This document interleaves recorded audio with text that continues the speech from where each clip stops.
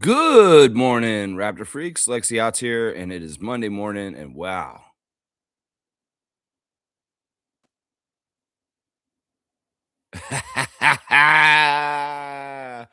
Woo-wee! What a game. Oh my gosh. I was thinking on the way to game yesterday. I was like, man, I hope they win. I hope they win. I was thinking about it. In some ways, I was a little shaky about it. I was like, man, I don't know. It could be weird today. The Magic players are treating it like it's game 7 and they want to beat us real bad. I mean, it is a hyped up game by ESPN for weeks before yesterday. And it was just told it was a big game. And Scottie revealed after the game that they looked at this game and penciled it in on the calendar and that this was an important game because they heard all that noise too. And they're paying attention to the standings just like we are. Yeah, that was very evident from what Sandro and Scotty Barnes said in the post-game interview last night. They're paying attention to the standings. Oh, yeah, they can see where they're at. And,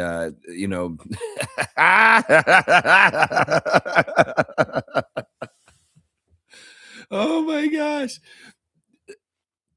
I don't even know how to totally start describing the game last night. I mean, if y'all watched it, you can understand like kind of what happened. All right, so we'll start here. The first 8 minutes of the game were not good. I'm gonna say that right now. The Raptors started flat. They started like letting the Magic get easy points, like they weren't even playing defense, and they were having trouble hitting their own shots. And it started out to be like the Magic were up 20-14, right? 20-14. They were beating our butt. And then something happened. Darko took a timeout. And with 5 minutes to go in the first quarter, they just put on the clamps. They didn't let the Magic score for like the rest of the first quarter and a huge chunk of the second quarter also, and went on a historic 31-0 run, which has not happened in the NBA since they started collecting the stats on runs. This is the old record was 30, and it was Oklahoma City's record.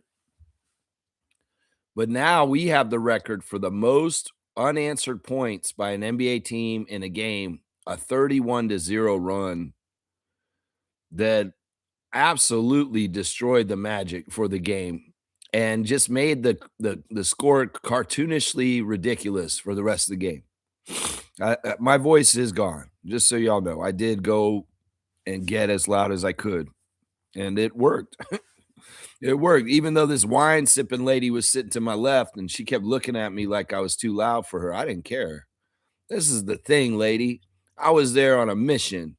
And you can come down there with your little boyfriend and sip on wine and try and like, oh, I lived the high life. Well, this is business for me. You may be on pleasure, but I'm at the game for business. And my business is getting loud.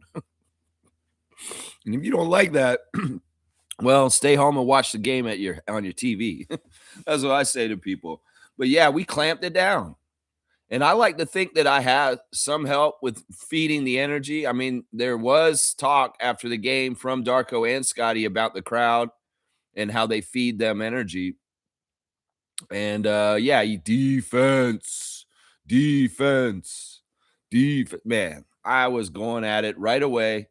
Every single time the Magic had the ball from the jump ball, Lex was being loud and making it loud in there. And it worked. It helped. The Magic got shook. The Raptors got encouraged and they got crazy and they went into like their best defensive mode, just stymieing and stealing and blocking and jamming it up and just everything. Jacoby Walter, Sandro Mamukelashvili, Scottie, Jamal Shed. These guys were just on them.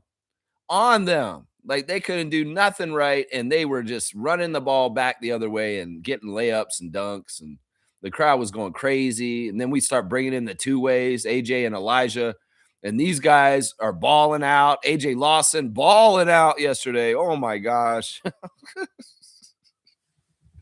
It was just so fun. It was so fun. And like, I was expecting a pressurized, stressful game that may go all the way down to the last second. But instead, we got a joyous celebration of Raptors basketball and excellence. And in some ways, what I want to say about the difference between the Orlando Magic and the Toronto Raptors is culture. It's culture. That's the difference. Darko has set a culture for 3 years now, and that's special, Raptors fans. Don't poo-poo the word culture and what this is, because the word culture gets you what you got yesterday, and the word culture, if you lack it, gets you what you got if you were Orlando yesterday. And see, Jamal Mosley, he's a nice guy. He's a good dude. He's a good coach, but in some ways, he's lost that locker room a long time ago. I was saying he didn't have the locker room like a year and a half ago. And what happened with the Magic last night does not surprise me, because I've said for consistently for like a year and a half now that the Magic are broken on the down low and nobody's really paying attention to that. And well, it manifested itself in the highest level yesterday. I mean, not the highest level, but it just manifested itself to be shown for what it is in the highest level like that yesterday. And that's fantastic. That was amazing to me, honestly. It's not, I don't think it's Mosley's fault. I think that he's doing a good job. I think that it's just that there's a disconnect. It probably is Paulo's fault, honestly, guys. I'm going to say that. It's probably Banchero's fault, because in some ways he's supposed to be the franchise leader. And in some ways he doesn't care. He doesn't care. He's not got the right stuff. He's definitely no Scottie Barnes. That's for sure. He's definitely no Scottie Barnes. That is for sure. So, man, fantastic game, fantastic outcome. They beat him by 52. That's insane. That is amazing to me. That is a ridiculous score in some ways. That is amazing to me. All right, let me get into y'all's comments. I see that y'all are here, even though it's not showing any number on my screen, but that's all right. I'll do this show blind if I have to. It's fine. Trevor J, Commissioner Fun, thank you for all you do. Thank you for holding it down, for doing what you do to help produce the show. I appreciate you so much, Trevor J. Here's his words of wisdom for today. You may not get caught for everything you do. In the end of your life, you'll pay for everything you've done in your life. Geez, I hope that you're directing that at Donald Trump. I hope you're directing that at him. The thing that pisses me off about this words of wisdom is that there's different tiers of justice in our world, and it's always been that way. I'm not a perfect person. I've gotten in trouble. I've been to jail. And when I went to jail in Tallahassee for drunk driving, and I sat in jail, I saw a couple different things. I saw an abundance of people of color behind bars with me. I saw a bunch of people that were in there that couldn't afford bail and they had to sit in there. And I saw people like me that could. And that in some ways means that there's tiers of justice in society. The scary thing about what's going on right now is there's a billionaire technocrat oligarchy that wants to set rules for everybody else, but not for themselves. And this is how they've been operating for a long, long time, being pedophiles on Jeffrey Epstein's island, doing all kinds of shit behind closed doors. But because they have so much money, they think they can, and they can just get away with it. And well, the justice system in the United States has not worked and has not been and justice for all equally. No, it has not. It's never been like that. So any smiting or any of this kind of stuff, yes, I like God's business to be done towards the very, very criminal people that have been getting away with it forever because of this and paying it to go away. There's a lot of people that get labeled as criminals, whether they're pickpockets, drug dealers, just hustlers out there that honestly aren't that criminal. They're just trying to survive. And their crimes are low on the scale of impact on society compared to the very, very rich 1% who have crimes that destroy environments, crimes that destroy families' lives, crimes that destroy people on mass scales. And so, like, look, let the crime, let the punishment fit the huge, vast uh, depth of the crime when these things happen. Let that be the way. And I hope in some ways, if there is some score or something like that, that there is somebody, waiting for people like Donald Trump that are absolutely criminals and have done some of the worst heinous crimes to everybody on this planet. Yeah. Am I wanting to get God to punish a single mother at a grocery store that stole food? No. Am I wanting them to punish a guy who's addicted on drugs and because he's miserable and his life has been crushed and he's just out there and he did something stupid? Because I know. Because this is the thing. The justice system is not blind and it overly goes after certain people. We know this. So in some ways, it's like you may not get caught for everything. Well, I'm sorry to say, Trevor, that if Larry Ellison has his way, we'll live in a surveillance state where every single thing that we do, say, whatever, will be watched and will be criminalized, possibly if it is behavior that they don't want.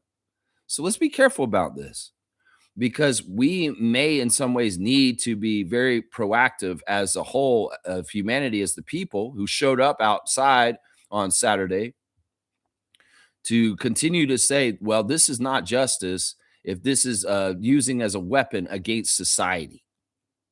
So, yeah, criminal code, criminal laws, who cares if they're laws sometimes? Laws are not always just. We know this. And laws sometimes are made up just to convolute some bullshit to subjugate people of color. So just because something's a law, and I often hear law enforcement agents or other people around the world, the citizens say, well, that's the law. They said that doesn't mean it's just, and it doesn't mean that it's right. And also, man-made laws are not necessarily God's laws. Let's just put it that way. Yeah, you guys can make up your own laws, but if they're against humanity and life and love, you're not working with the right kind of laws. And the laws that God looks at, well, he'll come and get his punishments later. That's what I hope. And he may be punishing the people who thought there were law enforcement. Yeah. Because this is the thing. There's two sides right now. There's God money and God light and love, the real God. And God light and love is humanity and organisms and biology and life force. And God money is a hollow, made up system of monopoly money that everybody has to play nice with just because that's the system that we're set up and we have to do just to keep ourselves surviving. So yeah, this is deep shit. In some ways, I've never ever liked the idea of a smiting God, but if there is a smiting God, he needs to be going after the top first. Yeah, and all the people that act like they're on the side of law enforcement, and instead they're dragging mothers and children and old people out of their houses in terrorism like ICE is doing right now. So yeah, remember this. Just because it's a law doesn't mean it's just. And just because it's a law doesn't mean it should be followed either. Yeah. Some people will say, whoa, Lex, you're saying break the law? In some cases, I'm saying, yeah. When the law is not just, well, just like John Lewis said down south, is make good trouble. Yeah, make good trouble because sometimes those laws aren't just. Trust me. Thank you, Trevor, for your words of wisdom. Blessings to the Jones family and all the Raptor Freak families. That's right. That's right. A little side there. Yeah. Yeah. Trevor's saying AJ Lawson is the only player in the NBA history to be a part of the two longest unanswered scoring runs. Dallas 30-0 versus Oklahoma City, and the Raptors 31-0 over the Magic. Yeah, it's kind of interesting how AJ is a part of both. Man, Lawson made me so happy last night, man. He made me so proud. He made me so proud the way he was out there playing his heart out. In some ways, he needed this. He's had a very long season in G League, and he's been kicking so much butt down there. He's been my number one star of the game for so many 905 games this year that it's just like getting to see him and Martin out there last night, getting their run as two ways at this point. And then the game between the end of the regular season and the playoff game they're going to play on Tuesday. Yeah, it's amazing. And I love it so much. You get to, and the thing about it is Lawson had his three going. And when he gets those corner threes, it's so nice. I was sitting in section 114, row 17, seat number 9, RJ Barrett. And I was like, AJ's in the zone. And I'm yelling every time he hit those corner threes. I was like, all day. And he'd make me look good because I'd say it before he released it, and then boom, he'd make the shot. Oh my gosh. Oh my gosh, Lawson. Yeah, we're gonna go over that box score. It's gonna be a party when we get over the box score that the Raptors had yesterday. Oh, yeah, it was amazing. Yeah, it's interesting that AJ's a part of both of those, isn't it, Trevor? It's very interesting. Trevor J saying that was a good old-fashioned whooping. The kind of beat down makes coaches lose their job. Yeah, yeah. They could be like that. There was a Magic executive sitting in the crowd. He didn't look too happy the whole game. No, he didn't. He did not look too happy. Like I said, getting back to this, culture matters. You know, it may not be always evident in the results on the court, but what we're building here with Darko and our team is very special. And it's getting, seeing something like we did yesterday and how powerful that was, you understand just how special it is because vibes will get you far. When Darko was an assistant coach on the Grizzlies were having their best years. Yeah, you can think about that. Think about their whole entire franchise. Part of it was that Darko on the down low, along with Dylan Brooks, was building vibes for that team. They were loose. They would dance in the hallways before they come out the game, and they were having a good time, a very good time. And when you have a good time, you're smiling a lot, you're laughing a lot, there's a lot of trust, there's a lot of love, and there's a lot of fun on the court. And that is where the Raptors are. Yeah, I couldn't count the smiles on the Raptors bench last night near the end of the game. I mean, I saw Jakob with a huge smile on his face. I saw Scottie with a huge smile on his face. I saw Jacoby with a huge smile on his face. I saw Emmanuel with a huge smile on his face. I saw Brandon with a huge smile on his face. Yeah. I saw Grady smiling too. I mean, this is what I'm saying, what we're doing here in Toronto is special. And in some ways, once again, we could say Scottie Barnes leveled up again last night. Yeah, because he's figuring it out. And it's interesting the direction and the approach he's figuring it out in because it's not the normal way. It is really not the normal way. Really, really interesting. Trevor saying this, Sandro, who had a team high plus 47 with 19 points on 61.5% shooting. All right, let's talk about Sandro real quick. Now, my friend Alessandro, the personal photographer for Sandro, he's actually his assistant. He lives with him. He's staying with him. And, he's kind of taking care of Sandro's dogs when he goes on the road and just kind of looking for affairs for him. In fact, he told me yesterday that him and Sandro are building a YouTube channel for Sandro Mamukelishvili to present, just like players have, like their own YouTube to show like their lifestyle, game clips and different things to promote themselves. So we should be on the lookout. Coming out soon, Sandro's YouTube channel with content coming out. That's an exclusive from me. You're not going to hear that from anywhere else around Raptors world right now. That Sandro's making a YouTube channel. And I talked to Alessandro, and the first thing he talked to me before the game, because he came and met me and Adriana in the stands and talked to me, and he said, we got to figure out how he can stay here. That's what he said. And I said, I know. It's like Bobby's down there. I'm pointing at him. He's standing on the court. This is before the game. And I'm like, yeah, it's up to Bobby. It's like, really, where's the money going to be and how it lines up? And Alessandro's saying Sandro wants to stay. He wants to stay. We got to figure this out. We got to figure out this money so he can stay. So it's very much like the cap is tipped, at least from talking to Alessandro. Sandro is very interested in staying a Raptor after this summer. So we'll just have to see how it all goes down. Alessandro's awesome, man.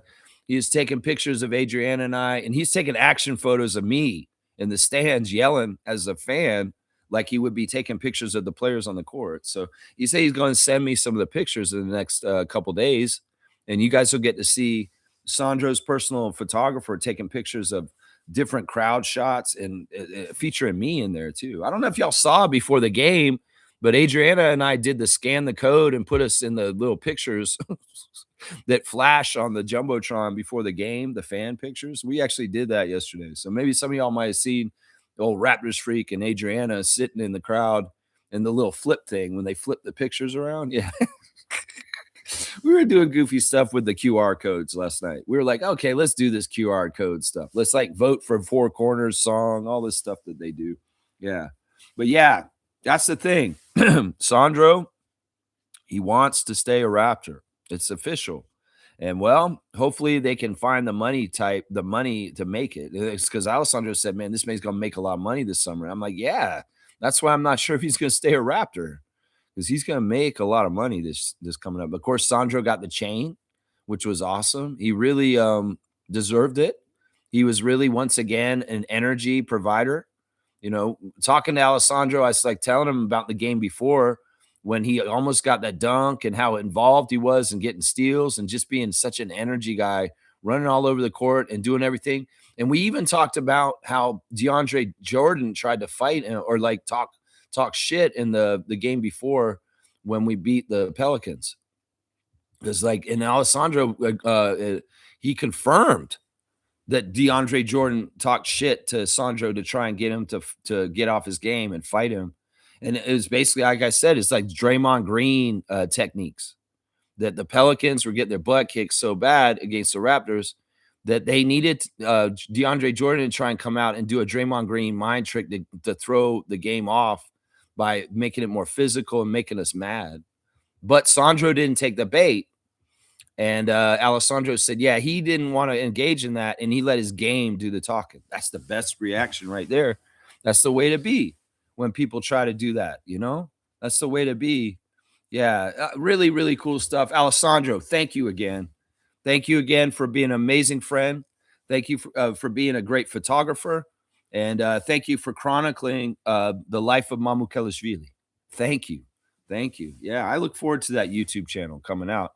Trevor's saying Magic fans, they don't know what to say about what happened to them in Toronto. You know, they're cocky. You know, it was funny when I was in line to get in the game, there were a lot of people wearing Orlando jerseys. And I'm like, what the hell? Why are these people with Orlando jerseys here? Seriously. There's some people coming in the game wearing Polo jerseys. Yeah, there's one guy sitting a couple rows in front of me. He was wearing a Polo jersey at the beginning of the game. You know what happened? Halfway through the game, that man threw his jacket on over his jersey and tried to hit it. But he continued to watch the whole entire game right up until the end.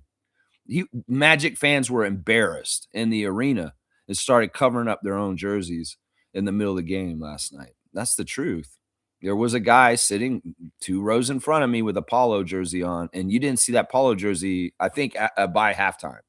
I think he put the jacket on by halftime, and he covered that up by halftime. Isn't that crazy, man? Oh, the things you see in the arena. The things you see in the arena when you're in there.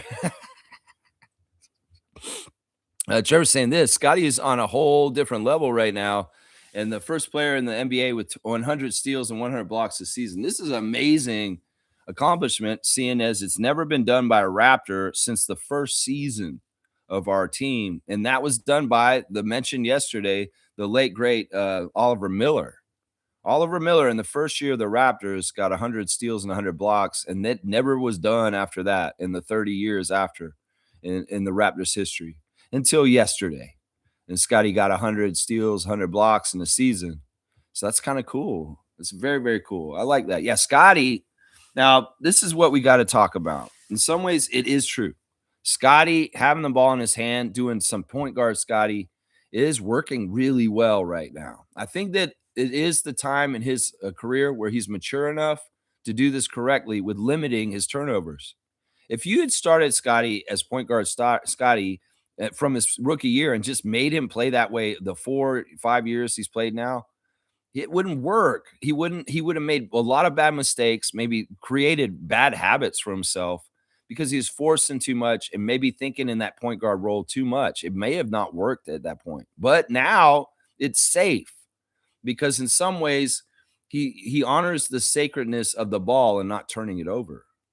You know, he could have been the point Scottie a whole time going on, but it could have been like stat lines like 8 assists, 5 turnovers often, you know, like that. And that's how he was earlier when he was point Scottie. There was a lot of like 8 assists, 5 turnover kind of games.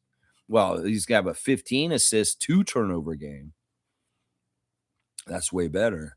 So I think it's just that it's much like, you know, different players, they have to mature in their careers to understand the gravity of things to a certain extent, and then they can handle better responsibilities. And I think that that's part of what's going on here. Now, there's a lot of noise about whether Emmanuel's useful to our team or not right now, and it's stupid. He's very useful to our team. He's useful to our team, whether he's a point guard or a shooting guard. It doesn't matter. You know, they played Shed out there with Scottie still, even though Scottie was probably directing more things. But look, Shed got double digits in assists last night, too. You know, so there is enough to feed for everybody. And it's in some ways, it's just a bonus luxury that Scottie's that kind of playmaker at his position and size. And you can still like have a traditional point guard out there with him as a dual engine kind of distributors between Scottie and a Shed or a Quickly. And you know, everybody's saying this or that and looking at stats. And just because the game was so super doesn't mean that Ingram and Quickly are disposable. In fact, we have a lot of powerful weapons that we're going to need at different times going forward. And Brandon Ingram's got a lot of value, and so does Emmanuel Quickly. So, Nephew Nation, casuals, stop saying some bullshit about how we don't need these guys because that is not true. These guys are great to have on our team, and there's no problem with these guys, is what I'm saying. There's no problem with having these guys on our team. It's like, look, we should have a lot of talent so that if we do have players missing, we can weather the storm and play at a high level still. You know, having talent on your NBA team is a power, and the Raptors have a good amount of talent. You know, getting rid of Ingram and Quickly, it lowers that talent. Let's just put it that way. It lowers that talent. Let's see. G saying, give Lawson a contract. I agree with this. You know, he might have done some things last night, G, to warrant getting a full contract with the Raptors. You know, the thing about it is that AJ could be very helpful in the postseason. He has postseason experience all the way to the finals with the Mavericks. And the way he's playing right now is like the thing that he did last night really was a good like tryout. What did he do? He hit a bunch of threes and he got steals. And in some ways, you know, if Grady's not totally there or Battle's not totally reliable either, AJ Lawson might be that 3-point shooter that is very reliable from outside and getting huge shots and stuff like that. And we can't not deny the passion and the effort of Lambeau Lawson and how he plays for the GTA. So yeah, man. I mean, I'm with G. I've been with you since last year. I would have converted him last year and put him on a regular contract for this whole season if I was in charge. But then again, you know, Lawson's had his different battles. It was Lawson versus Roden in the training camp last fall. And well, we went with our guy from Brampton. And Jared Roden, we wish you well. And we hope that you're the king of Paris right now. And, you know, he's had his trials and tribulations. In some ways, it's like him and Elijah Martin are both kind of fighting for the same thing, but also have to be very close teammates and playing for each other and doing things right on the 905 for Coach Drew Jones. Because if they don't, well, there can be trouble if there's infighting or selfishness. But in some ways, they're trying to get the same thing, and that's difficult. But yeah, I think that AJ impressed Darko last night, and hopefully we could see something with this happen where AJ Lawson gets converted to a real NBA contract. They're all real contracts. I'm just saying to a full NBA contract, I should say, and is a Raptor full fledged with some security in that, and maybe not even having to play for Mississauga next year. That would be cool. I mean, I like it. I think it's a good investment. I think that he's a valuable player. I think that you know, he's heard the knocks on his game as far as being slender and maybe not as strong, but he's very adamant that he's as strong as anybody else. Don't take his frame for telling you how strong he is. He can be very strong out there. And it's very, in some ways, that's this chip on his shoulder. It's like, look, you can say it, I'm a skinny guy and I don't have the strength to play in the NBA level, but bullshit, I'm going to show you. And you guys may see wiry strong with AJ Lawson. And that's the truth. That's right. Cream Thomas. Cream Thomas is here. Good to see Cream Thomas. Good morning, sir. Full butt dial. That's right. Lex, my wife don't have access to the Rogers portal for 905 yet for half price tickets. I'll keep you updated. Okay. Well, the thing about the game tomorrow is we're playing both Detroit teams at the same time. We're going to play the Pistons at Scotiabank Arena at 7:30, And the Raptors 905 playoff game is at 7 o'clock against Motor City Cruise. And well, I'm not going to try and go to the game because I feel like it's too important for me to watch the Pistons game with the Raptors as well as the 905 game. So I'm going to double duty watch it at home. Hopefully, the 905 will beat them, but that really may be the only playoff game for this playoff season for the 905 at home. Because if they win, they should win because they beat Motor City Cruise twice this season already. Pretty good, honestly. It wasn't a good matchup for Motor City. It's a good matchup for us. Then they're going to probably have to play at the other arenas for the rest of the playoffs because they're the fourth seed.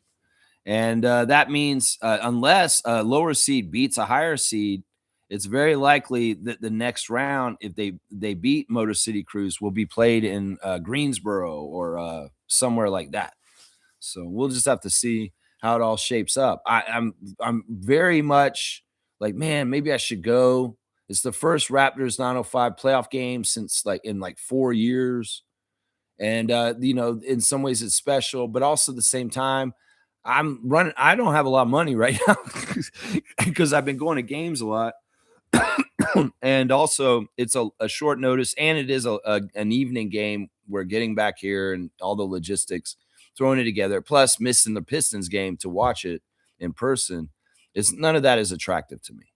So I don't think I'm going to go this one, but we'll keep this in mind for maybe next season. KT, how about that? Yeah. G saying the Raptors use magic to make Orlando disappear. That's pretty good. I like that. All right, let's do the stars of the game. Number one star of the game, Scottie Barnes. The thing about Scottie and how he leveled up last night is he truly looked like a player like Magic Johnson, like LeBron James, like Nikola Jokic, just a hub and an amazing passer and somebody who is getting everybody involved, making everybody better, and also getting his.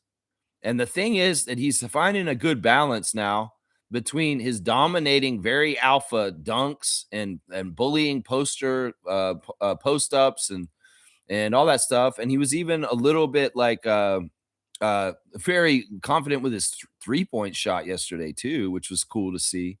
Very, very cool to see. But yeah, Scottie, 28 minutes. He didn't even play a huge game. Like he played 28 minutes. He didn't get 30 minutes. 23 points. I love this. I love Scottie getting over 20 points a game right now.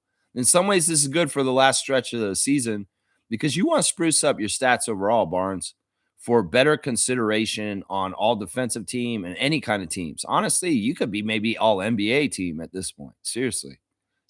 Maybe third team all NBA. Seriously. But yeah, 23 points. Keep scoring over 20 because if you can jump your scoring average from 19 to over 20, like we've asked you to the last couple seasons, but you didn't do it. That would be good. It'll look good too. And the fact that you just dominated the Magic and made Paulo look like he is nothing like you, that's going to help with your favor and looking like, yeah, this dude needs postseason awards. So now's the time in some ways to showcase this, Scott, and be surging up and showing just how powerful you are. 9 of 14 from the field for Scott.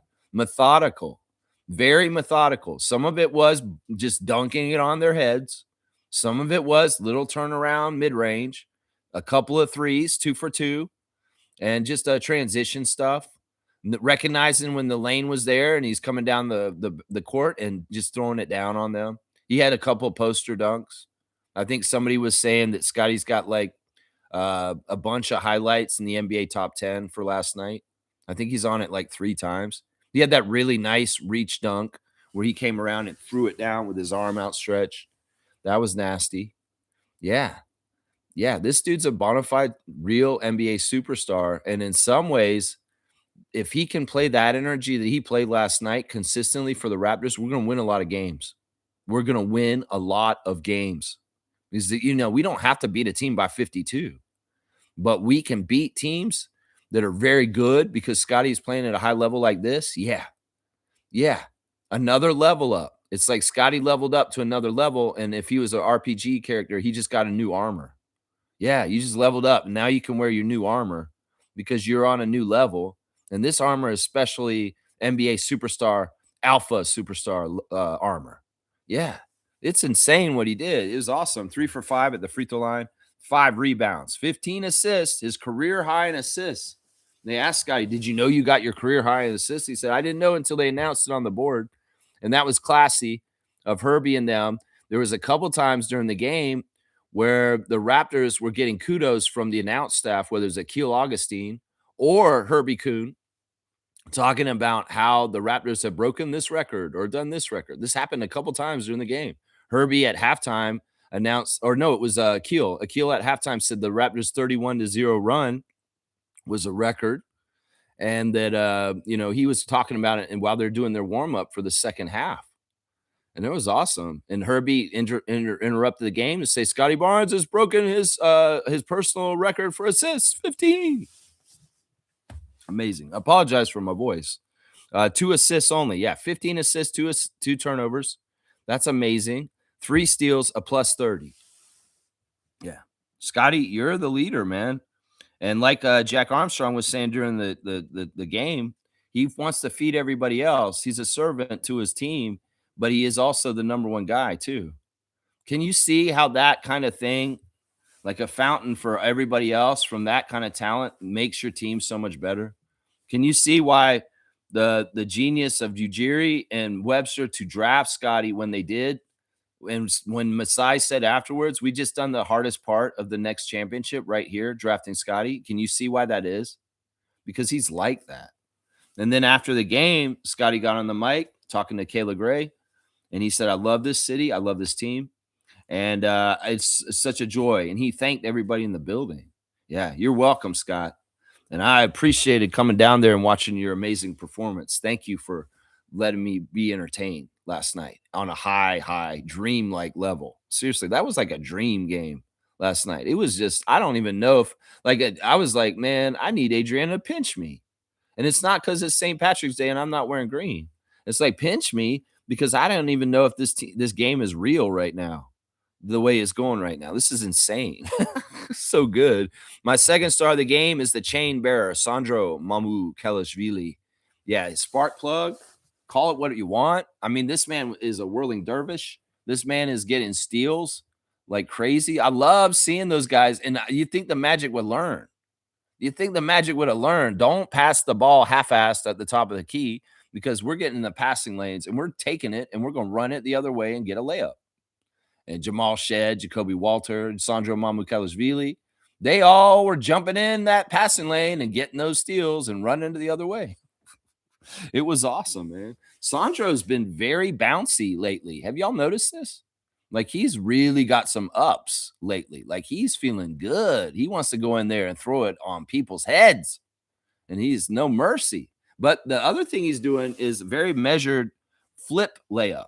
Like, there was when the Raptors were starting not so good, and Sandro was kind of spark plug to get us going, whether it's through steals and then running it back and making a little flip layup, because it looked like he could dunk it, but he couldn't. And it is not totally a normal layup, but it was it was very high level, and he made it, and it was really awesome. Like, running in, and it's like a flip. He flips it, and he did it twice in the first quarter to get us going with some tough layups, because he had defensive presence around him, but he still finished them, which was awesome. Look at this efficiency. 21 minutes. The man had 19 points. At halftime, he had 17. And I was yelling to Alessandro, who's taking pictures in the crowd. I said, Alessandro, your guy's got 17 at half. And he's like, yeah. It's just funny, man. It's so funny. But yeah, he only got 2 points in the second half. But that really is because he didn't have to play a whole lot in the second half. It was mostly the fourth quarter was the garbage time with the bench players. But yeah, 8 of 13 from the field, 2 of 4 from 3. Yeah, he's money. I love the threes. He made his only free throw, 4 rebounds, 3 turnovers, and 3 steals, a plus 47. And this was made light of by Josh Lewinberg in the press room. Sandro, do you realize you got a plus 47 in this game? Plus 47? I didn't realize that. Wow, that's great. It feels good. It's like, I want to get a plus 49 now, is what Sandro said. I mean, has he ever gotten a plus 47 in his career? He said no. I mean, how many people have in the NBA gotten a plus 47? I mean, that is pretty astronomical. That is kind of crazy for a plus minus. Seriously. But yeah, Sandro, chain winner, second star of the game. Third star of the game will go to RJ. RJ, Star J Barrett. He just puts on for his city. It's as simple as that. He's been running through the streets with his woes. We're getting that going and running through the Magic last night. Yeah, 26 minutes for Star J Barrett with 24 points. Look at that. Another guy really efficient, making almost the same amount as points as minutes. 8 of 14 for RJ. He did miss all 4 of his threes, but we don't care. He made all 8 of his free throws, though. 8 for 8 at the free throw line. Now, I'll tell you, I have a technique when I go to the game. I stare at the bottom of the net. I don't look anywhere else. I shut up. And when our Raptors at the free throw line, I stare at the very bottom circle of the net. And I look, and that's where I want the ball to go. And I put like energy is like magnetize the bottom of the net for the Raptors to have the ball go through the net and shoot good free throws. And I was working really hard on that with RJ specifically. And man, he got 8 for 8 at the free throw line. So I'm like, okay. So in some ways, if we focus our energy and intent towards the bottom of the net for our Raptors, they may be making their free throws. I don't know. Maybe I'm crazy, but it worked yesterday for RJ, and it worked the opposite for the other team. Like when they're getting up the shots, I'm like thinking all kinds of disruptive energy, and we did mess up a couple of the Magic's free throw shots, just from going crazy and loud, and like the fans do. There was some messed up Magic shots. It was pretty good. But RJ 8 for 8 at the free throw line last night. 3 rebounds, 3 assists, 1 turnover, 3 steals, a plus 22. The Raptors on the down low broke a record, or they didn't break a record. They had 5 guys with three steals. And that's something different that hasn't happened very often. The Warriors have that record. They had 6 guys with 3 steals once. But 20 steals for the Raptors in the game last night, and that's a team record for this season. Yeah, team record. I think it might be a team record for the franchise, actually. 20 steals in the game last night. That may be the most they've ever gotten. Yeah, RJ was awesome, a plus 22. My fourth star of the game is AJ Lawson. We'll keep it in Canada here. AJ got early burn. He got out there. Grady was the first off the bench, but AJ and Elijah came in not too long after that in the first half. You got Battle out, you got CMB out, you got Quick out, you got Ingram out. There's a shift, and there's a different squad of Raptors players that can get in there and try and make something happen. Well, AJ made something happen. Let's just put it that way. 19 minutes for the kid from Brampton, 14 points, 5 of 7 from the field overall, 4 of 6 from 3. So he only took 1 shot that wasn't a 3, and it was a dunk, basically, a breakaway dunk in transition. 2 rebounds, 2 assists, 0 turnovers, 3 steals, a plus 31 for AJ Lawson. It's apropos that his plus minus fit the record 31-0 run that we did. So AJ was a plus 31. And if you're a hometown fan for the hometown heroes, RJ and AJ, you're in ecstasy watching that game last night and getting to see Lawson get on the court and do something, put it on for his city like he does. That's childhood dreams come true. And at the near the end of the game, looking at the guys on the bench, AJ was just beaming.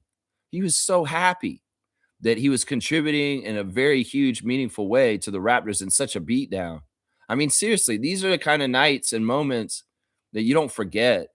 Like I've gone to some amazing Raptors games this year, and that one yesterday is on that list. Yeah, that one yesterday. I don't think I've been to a blowout that big in Raptors history in all the games I've ever went to. All the Raptors games for the whole entire 30 years of the Raptors. I don't think I've personally been in the building for a 52-point win like that ever. It's just insane. It was so good. It's so good. Good for the city. That's right. I'm going to go 7 stars because it's like that for last night. We'll go to the 5th star as Jamal Shed. Jamal Shed got a double-double last night, guys. 23 minutes for the starting point guard, Jamal Shed. 12 points, 4 of 5 from the field. See, this is the thing. He had good shooting, and a lot of it was going inside and confidently kind of trying to shoot over people. He didn't take a single 3 and was 4 for 5. And he was 4 for 4 at the free throw line. He didn't flub any of his free throws last night. And I appreciate that. And I was doing the same thing for him that I was doing for RJ, looking at the bottom of the net. 2 rebounds, 10 assists, 0 turnovers, and 3 steals for Shed, a plus 34. This is a very quality game by him. He didn't have a single turnover, and he shot well, 4 for 5. So, yeah, you got to love it. A 12 and 10 game for Shed with 3 steals. That's top notch, man. That's high-level play. And we know he was bugging the hell out of Jalen Suggs and the rest of them over the other side. Oh, yeah, he was. Yeah, he was. Shed was awesome. My 6th star of the game is Jacoby Walter. I thought that Jacoby was great. He was in the starting lineup once again. In some ways, Jacoby didn't score a whole lot, but he was methodical and he made some huge threes. 28 minutes for Jacoby, 11 points, 4 of 8 shooting, 3 of 5 at the 3-point line, 6 rebounds, 1 turnover, 1 steal, a plus 31 for Walter. I love when Walter hits threes. And he seems to always hit a 3 right in front of the other team's bench these days. And he's always doing something like putting his hands down or something. Like he pointed at the Pelicans bench the other day when he hit a 3 in front of them. I forgot to mention that. And I love that. I love that because he smiled and real big. It wasn't like the malicious, like I'm aiming a gun at you or anything like that, like the trash talk or mean mugging. No, he had the biggest smile in the world, and he just pointed like, I love you. He's like, I pointed that to you, and he's smiling, and it's like, that's back at you, Pelicans. Yeah, Jacoby's like that, and some ways he's a little trollish towards the other team with his celebrations after he hits shots, but man, he's like that. He should be able to celebrate like that and do it like that. Yes, Jacoby, in some ways, you're blossoming just like Scott right now.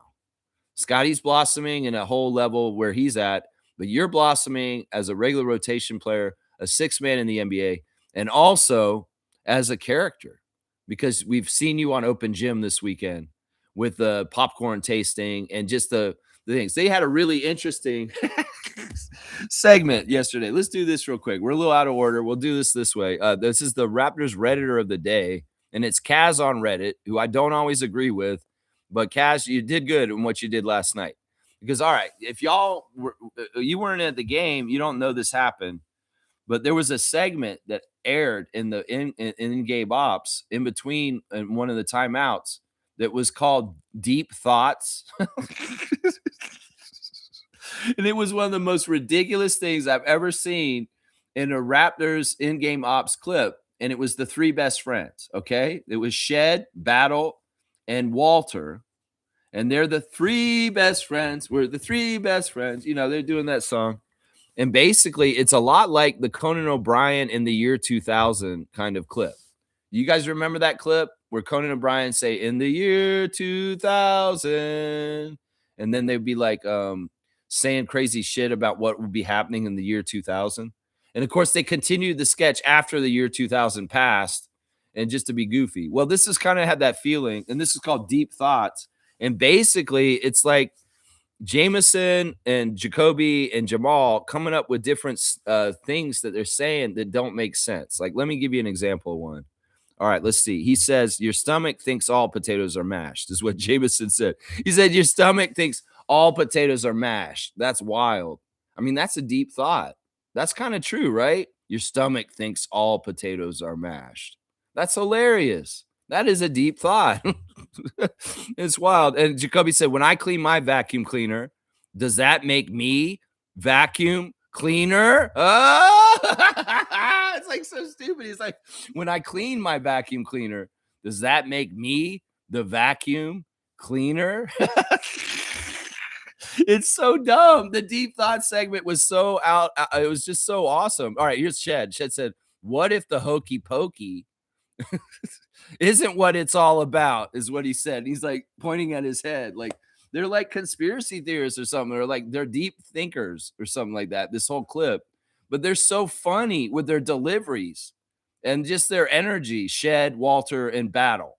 When they're doing this clip, like Deep Thoughts, and they have like space behind them in the screen. You said, think about it. If Cinderella's shoe fits perfectly, how did it fall off? That's what Battle's saying. If Cinderella's shoe fit perfectly, How did it fall off in the first place? This is the goofy shit. And I honestly, I think that this was this was an important time in the game because this segment aired around the 31-0 clip. It was such a winning clip. It led to the Magic being so mystified by the wonders, the deep wonders that they couldn't figure out their game. Maybe they're over there thinking, maybe I am the vacuum cleaner when I clean the vacuum. Let me see, there's more of them, man. These are just goofy, man. Deep thoughts with Jamal, Jameson, and Jacoby, man. That clip was so on point, man. I'm telling you, man, that clip was the best, guys. And hopefully they'll post it somewhere so everybody can see it in different places. Deep thoughts with Jacoby, Jamal, and Jameson. It's just so good, man. What was another one he said that was so crazy? Um, Oh man, I can't remember it off the top of my head, but they were really, really funny. Really, really funny, man. All right, keep on going with the stars. My last star of the game is Jakob. We got to give some credit to Jakob.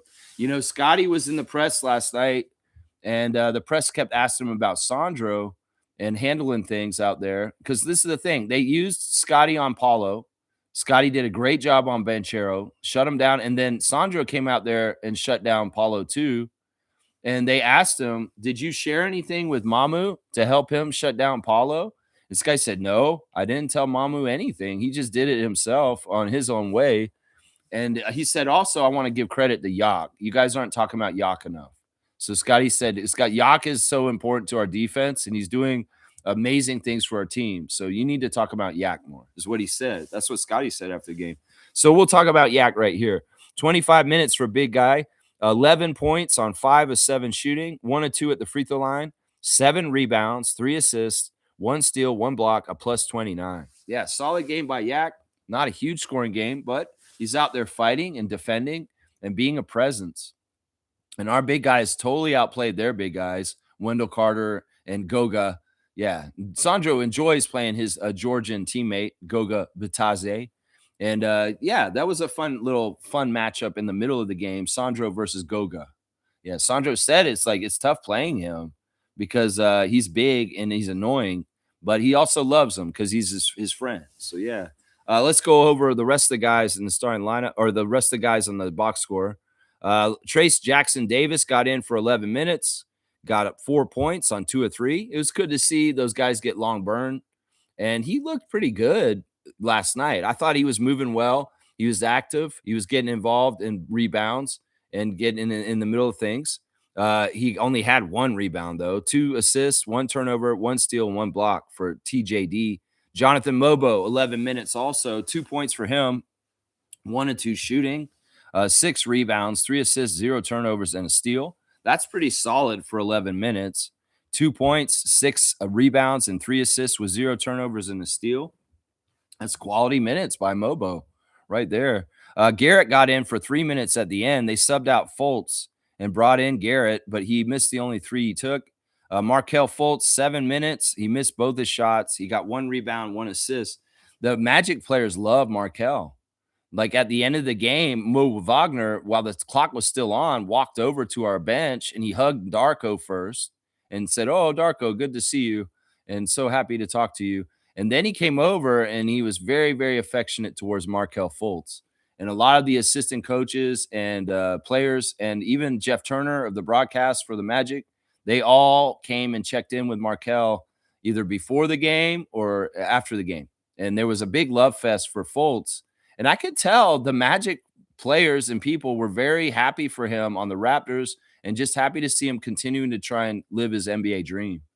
So that was nice. Those were nice moments. And there was a lot of, like, even though the teams were like very not matched well yesterday, we kicked their ass completely. There was a lot of love shared between different people on the Magic and the Raptors last night on the court, as far as people like Goga and Sandro, Markelle and the rest of the Magic. And then like people like even Jalen Suggs and Scottie are kind of close. So there's a lot of friendships between the two teams. And it was evident out there. But nobody's friends with Paulo, though. Elijah Martin got in and got extended time. I'll kind of give him an honorable mention. 13 minutes, 8 points, 3 of 7 shooting, 1 of 4 from 3, 1 of 2 at the free throw line, 4 rebounds, 1 assist, 1 steal, 1 block. He's still not tidy. He flubbed a pass from Scottie. It's interesting because Elijah was doing what he does in the 905, and it was working against the Magic last night, where a little shooting guard gets underneath the basket, and Scottie can throw these crazy passes and cuts to people like Grady and AJ and Elijah. And he got the ball to Elijah great, but he flubbed the bunny, missed it, but he got his own rebound because the Magic were playing so bad, and he put it back.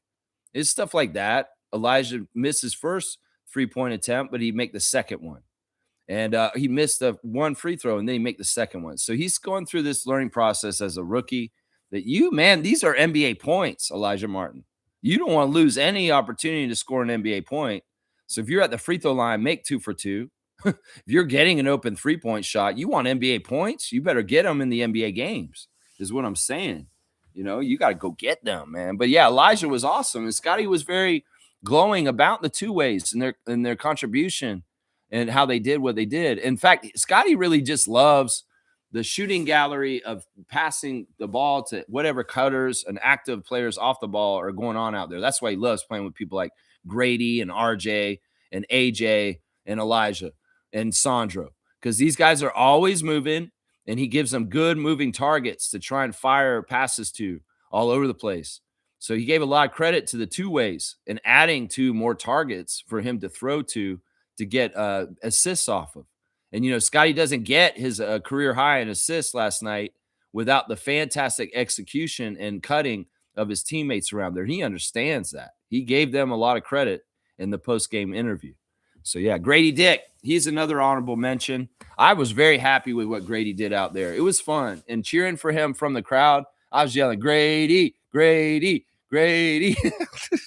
And I was kind of doing the dick jokes out loud in the arena. That's my dick. Dick puts it in the hole, stuff like that. I was doing a little bit of that just to be stupid. But yeah, 23 minutes for Grady, 11 points on 5 of 11 shooting, 1 of 2 from 3. When he hit that 3, the whole crowd went crazy. Seriously, when Grady hit his 3, it was one of the loudest pops in the arena because people just so badly want to see Grady hit threes right now. And when he hit that 3, the roof went off the building. Like everybody went, "Wow, Grady hit a 3." It was pretty funny, man. And 3 rebounds, 1 assist, 2 turnovers, a plus 21 for young Grady. And man, he was feeling good. This is a good confidence game. In some ways, him coming first off the bench was a good boost to his morale, I'm sure. And he ran with it. And he had a very solid contribution to helping us in this route. You win that big, you're a part of it. It's got to feel good. So good job, Grady. Keep building off of this kind of stuff, man. So, yeah, that's the box score for the Raptors. Go and look on the other side. Really, it's dismal over there. Desmond Bane looked dangerous at the beginning of the game. 17 points for him in 27 minutes, 5 of 10 shooting. But this is the story for them is turnovers. 5 turnovers for Paulo, 5 turnovers for Suggs, 3 turnovers for Bane, 6 turnovers for Jamal Cain, who only played 8 minutes and was a minus 32. Yeah, that guy may have been the catalyst for all the misery in that game. But a lot of other guys having turnovers. In fact, they had 27 turnovers, the Magic on the other side. We'll do the team stats real quick. Go ahead and run through that real quick. The Raptors shot 57%.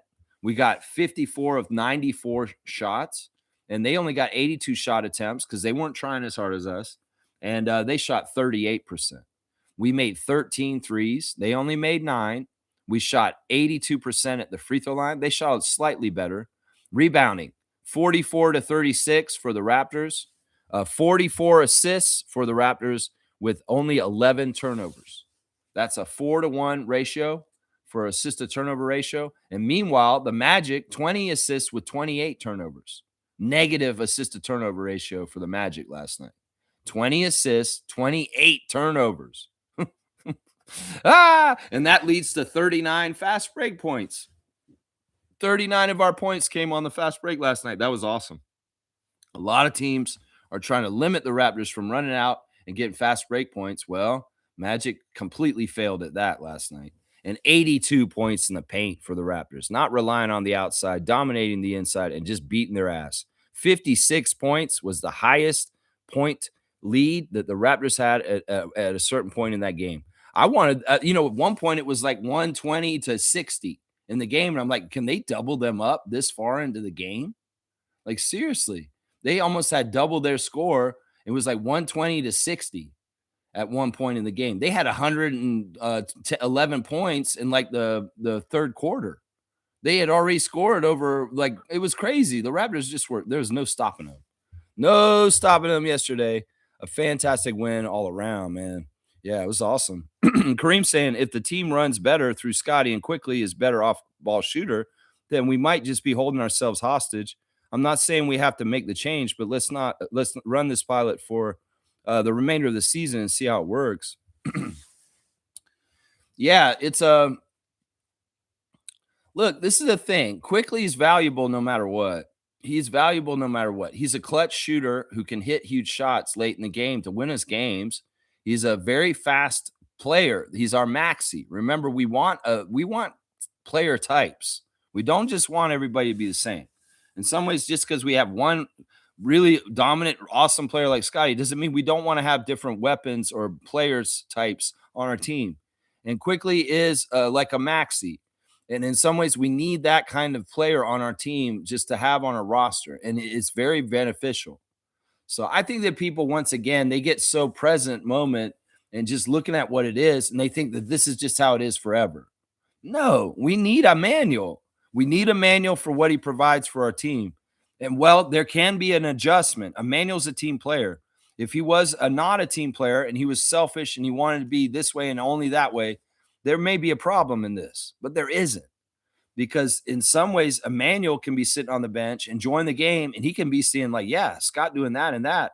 Well, I don't mind being off the ball and taking more shots in some ways instead of distributing myself. But also realize, like I said, if Shed can go out there and get 12 assists alongside Scottie's 15, there is room for a starting point guard next to Scottie Barnes where you have a dual engine distributor. And that's kind of what I'm seeing here. You know, some people can look at it and say, no, Scottie should just be the sole guy who does it. Well, he should maybe be the majority guy that does it, but not the sole guy.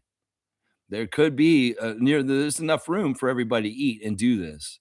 So check any opinions on quickly and detracting him and detrimenting him or saying he's not useful or be on our team. You're crazy, because he is absolutely fantastic for our team. And he is one of the different looks and kind of talents we can have on our team. So that's the way I look at it right now. If we run more through Scott for the rest of the season, I'm okay with that, what Kareem's saying. Because in some ways we need to discover exactly how far we can go with Scottie in his playing in his powers like this. Yeah, we need to look at that. You're exactly right on that. But once again, just because somebody else is getting more or it looks like they're becoming more prominent doesn't mean you're taking away from other people. This abundance mindset that says everybody's going to feast anyway. And Emmanuel quickly, that's the great versatility of him. That's also the genius of Ujiri and Webster to bring him in and pinpoint him as the right kind of point guard to be with Scott, because he's a combo guard and he can switch gears and go from a one guard to a two guard and in between of those also, if he has to. And he's a team player, and he's a very, very, very strong team player as far as like, he's going to make big shots and do things to help our team win. So we got to remember that. James has brought up our playoffs, and we did have our completion. James is saying, Lex, you're in the semifinals. Yeah, I did. I beat first ever Raptor Freak fantasy basketball champion Jason Dukes in the round of 8, and I have moved on. And well, I see that James, you lost in your matchup to Kaz. So Kaz is moving on to face Amit, who Amit beat MK, and then HC beat Philadelphia Huskies. So the final four in the Raptor Freak Yahoo NBA Fantasy League is myself versus HC, the one defeated in the semifinals. And Kaz will be facing Amit's fantasy champion squad in the other bracket. And the winners of those will play for the championship next week. So, yeah, 4 are left. And the consolation bracket is still there. So keep playing, James. And I guess you got to play MK this week. Just a real quick note on fantasy. I do have the WNBA Fantasy League started up, and I want to make sure people want to come in and actually do it this year. If you don't want to do it or you're not that active, I'm going to take you out of here. Now, there's teams for sure that are going to play. I'm going to play. Cool Cat's going to play. James is going to play. MK is going to play. Kareem, you're in here right now, but you need to make sure you keep up with your team. Fiercey and Cass. Those are the teams that I have confirmed for sure to return this year. Now, Logical Raptors fanatic, you need to reach out to me and let me know that you're serious about playing, because if you're not, I'm going to give up your spot. I'll say the same thing to Edmund, Race Mode Daily. If you're not serious about it, I know you aren't. I'm probably going to get somebody to fill you in your spot, just because we want to have more active teams this year.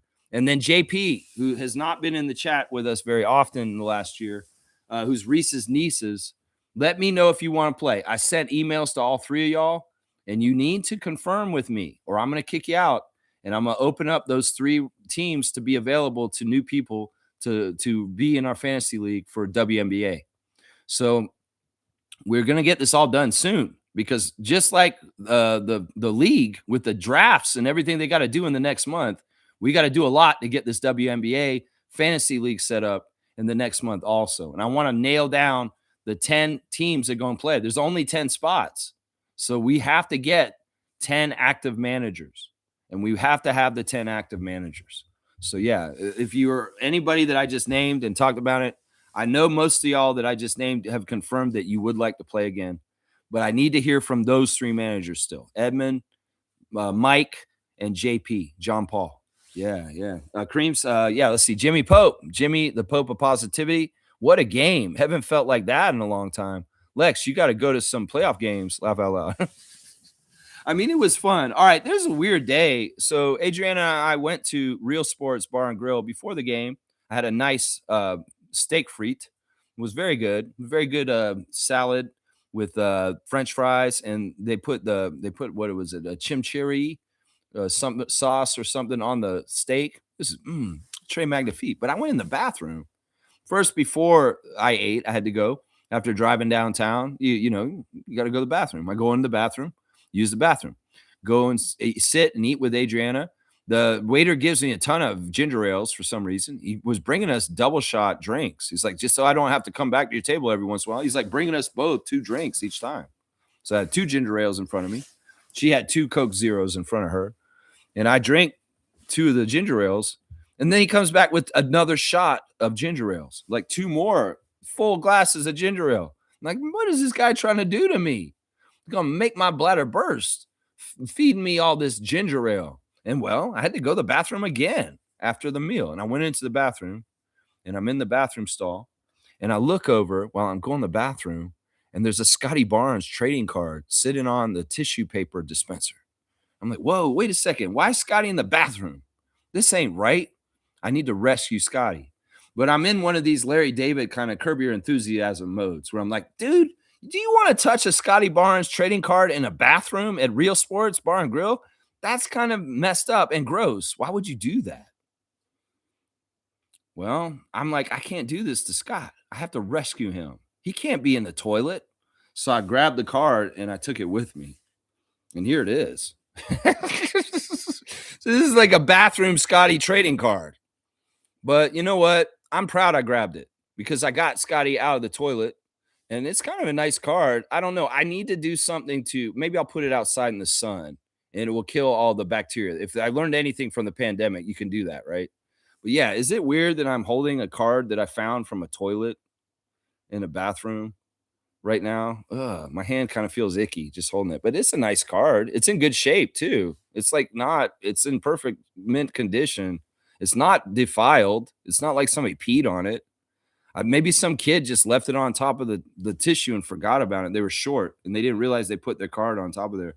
If this is some little kid's Scottie Barnes card, I'm sorry. I took it. And in some ways, it's got a good home now. But it's a nice one. I don't have this one. This is a more recent card. I guess it's 24-25 season. So last year. Let's see what they're saying about Scott. After earning Roy honors in 2021, 2022, and showing his consistency with another solid performance during his sophomore season, Barnes bagged his first All-Star selection, 2023-2024. The nod came after he racked up 20 points, 8 rebounds, and 6 helpers, 1.5 blocks, and 1.2 steals before the midseason break. Yeah, Panini. Yeah, it's not the classic card of the day. It's the bathroom card of the day. Is it right that I saved Scottie?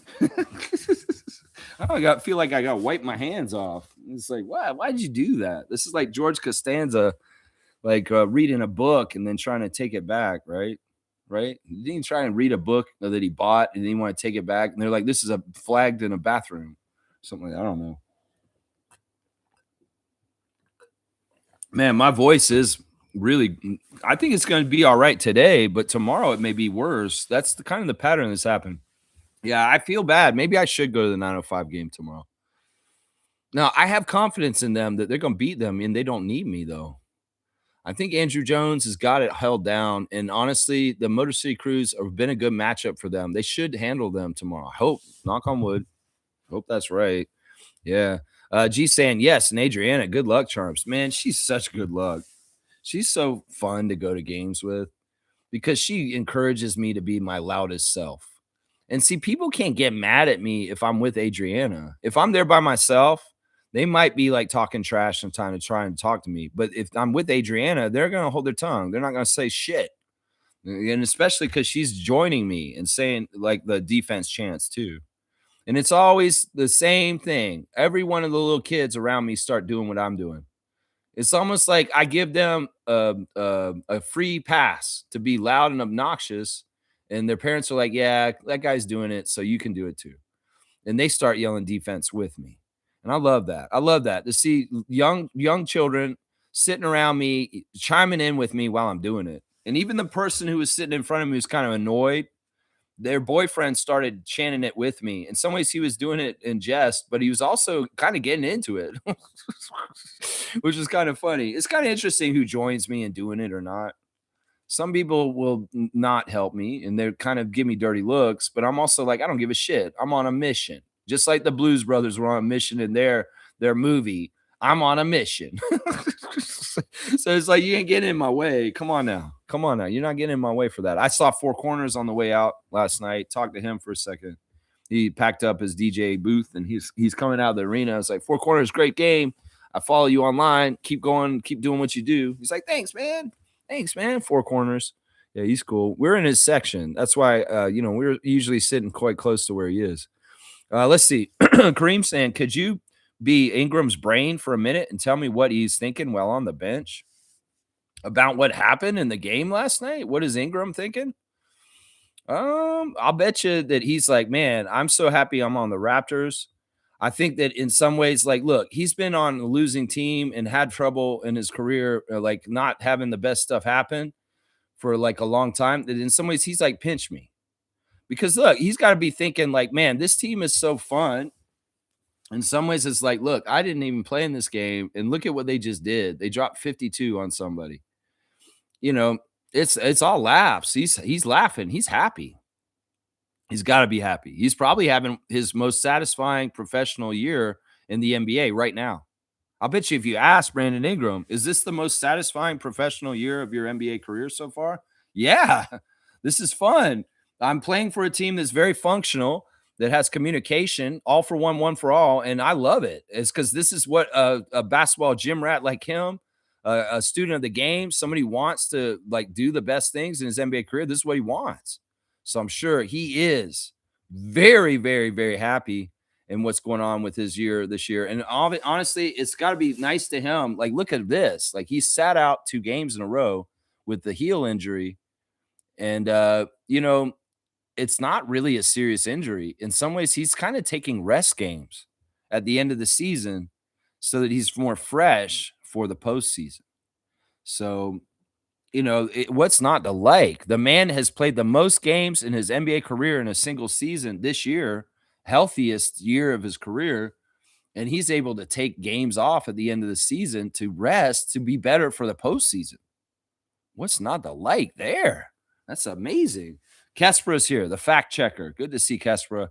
Magic were like, we need to treat this game like a game 7. I don't think we realized it would be the game 7 between the Suns and the Mavs a while back.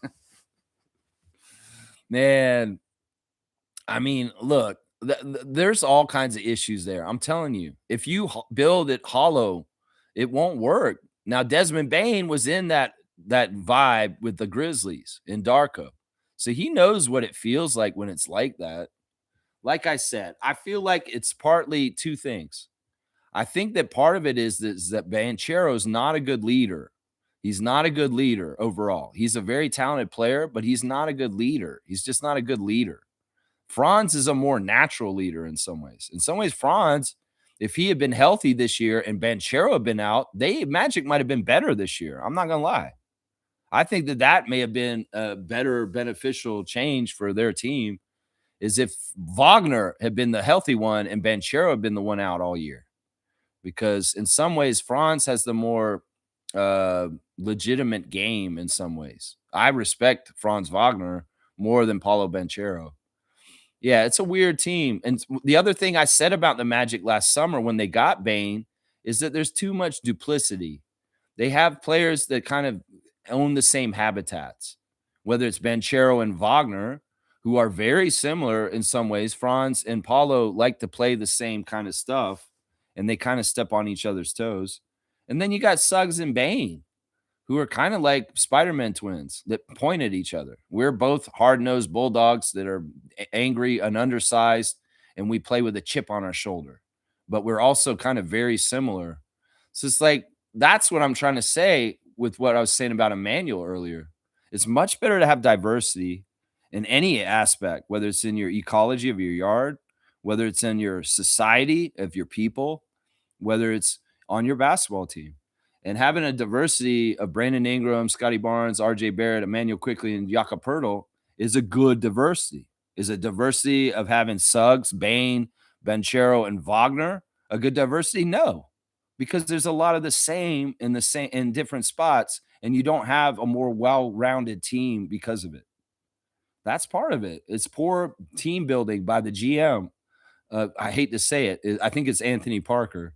It's poor team building by the front office of Orlando, and just not a good overall plan. That's not going to go anywhere because that's part of winning in the NBA. Also, is you have to have a big picture that's clear and makes sense, and hopefully you can execute the steps to get it to happen to your vision.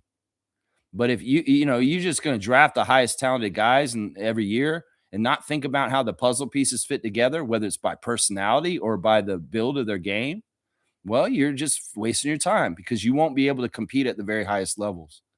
And the Raptors understand this. We've been fitting guys together after going from a 6'9" monster team, which everybody was a wing and long armed and no guards and no centers. We realized diversity is key.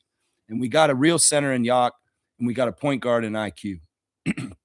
And that's why we hear so many stupid critics about those players on our team because they see the diversity in our team and how it fleshes it out with different weapons. And that's why people will come and say, yeah, we need to get rid of these guys. They're overpaid and all this other bullshit. That's absolutely untrue.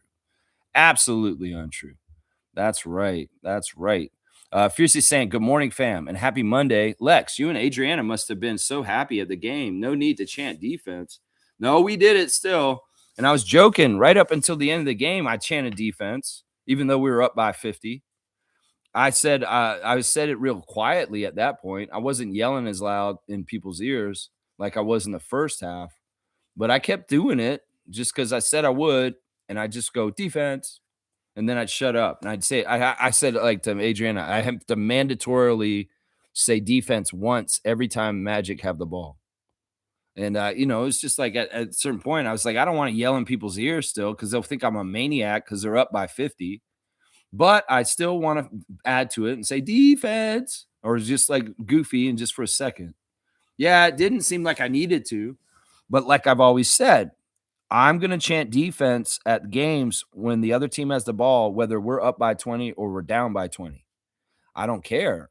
I'm going to do it either way because that's the action and the motion. And just like Jacoby Walter's going to shoot his shots the same way every time, I'm going to come to the game and do my defense chants the same way every time. And I don't care what the score is. We could be up by 50 and I'll still be doing defense. I'm relentless. That's right. That's right. Cream saying Anthony Parker made one of the worst deals ever. 4 unprotected firsts, Caldwell Pope and Cole Anthony for Bane. Ouch. Yeah, that's a pretty bad deal. It's a pretty bad deal. And we had like an elbow raised, eyebrow raised when we saw that deal last summer, and we're like, that's the value of Desmond Bain. That seems like such an overpay by the Magic. That this dude's worth 4 first-round picks. That is insane to me. I was the same way. I was like, this doesn't make any sense. This doesn't make any sense. That's an overpay for sure. Fiercely saying, I don't care about the Magic's team chemistry and alleged tension with the coach. I'm just happy we're being showcased on numerous platforms this morning, and a record has been established by us. Yeah, they can't ignore this shit. They've got an article on ESPN's front page about the Raptors getting a 31-0 run, and we're getting highlights. And even on the NBA highlights on the NBA channel, the fans are coming in and giving us just desserts, giving us a lot of respect. And they're all over the Magic too, calling them the Orlando Tragic, and just going on and on about the sad things that are happening for Orlando now, but also giving props to Scottie. And a regular average NBA fan is seeing the amazingness of Scottie. In fact, they were calling him Magic Johnson last night. A lot of the regular NBA fans are opening up their eyes, and they're giving him a lot more due at this point. It was cool at one point after Scottie got that nasty dunk that Terrence Ross was at the game last night calling the game on the Orlando Magic's radio. He does do that. He's gotten that gig now. So it's really cool to see Raptors two-time dunk champion Terrence Ross sitting at courtside. Somebody was like, oh, is he on the assistant coaching staff for Magic? No, he's a broadcaster, and he does radio for the Orlando Magic right now. And he was cool because there was that little moment when Scottie came over to the middle place where all the announcers are, and Terrence was sitting there, and Terrence had to give props to Scottie for that nasty dunk he did. And Scottie smiled because he's like, he saw it was Terrence. He's like, that's cool, because they played each other on 2K on Twitch that summer. And Scottie, I think Scottie beats Terrence, but I don't remember. I think maybe Terrence beat Scottie. I'm not sure. But either way, it's cool to see two-time dunk champion recognizing Scottie Barnes for his amazing thunder dunk that he threw down in the game, man. That was cool, man. Yeah. Yeah, Stargate saying the Magic fans are in shambles. Shambles. They're calling to trade Paulo and fire Mosley. The modern fan, I tell you.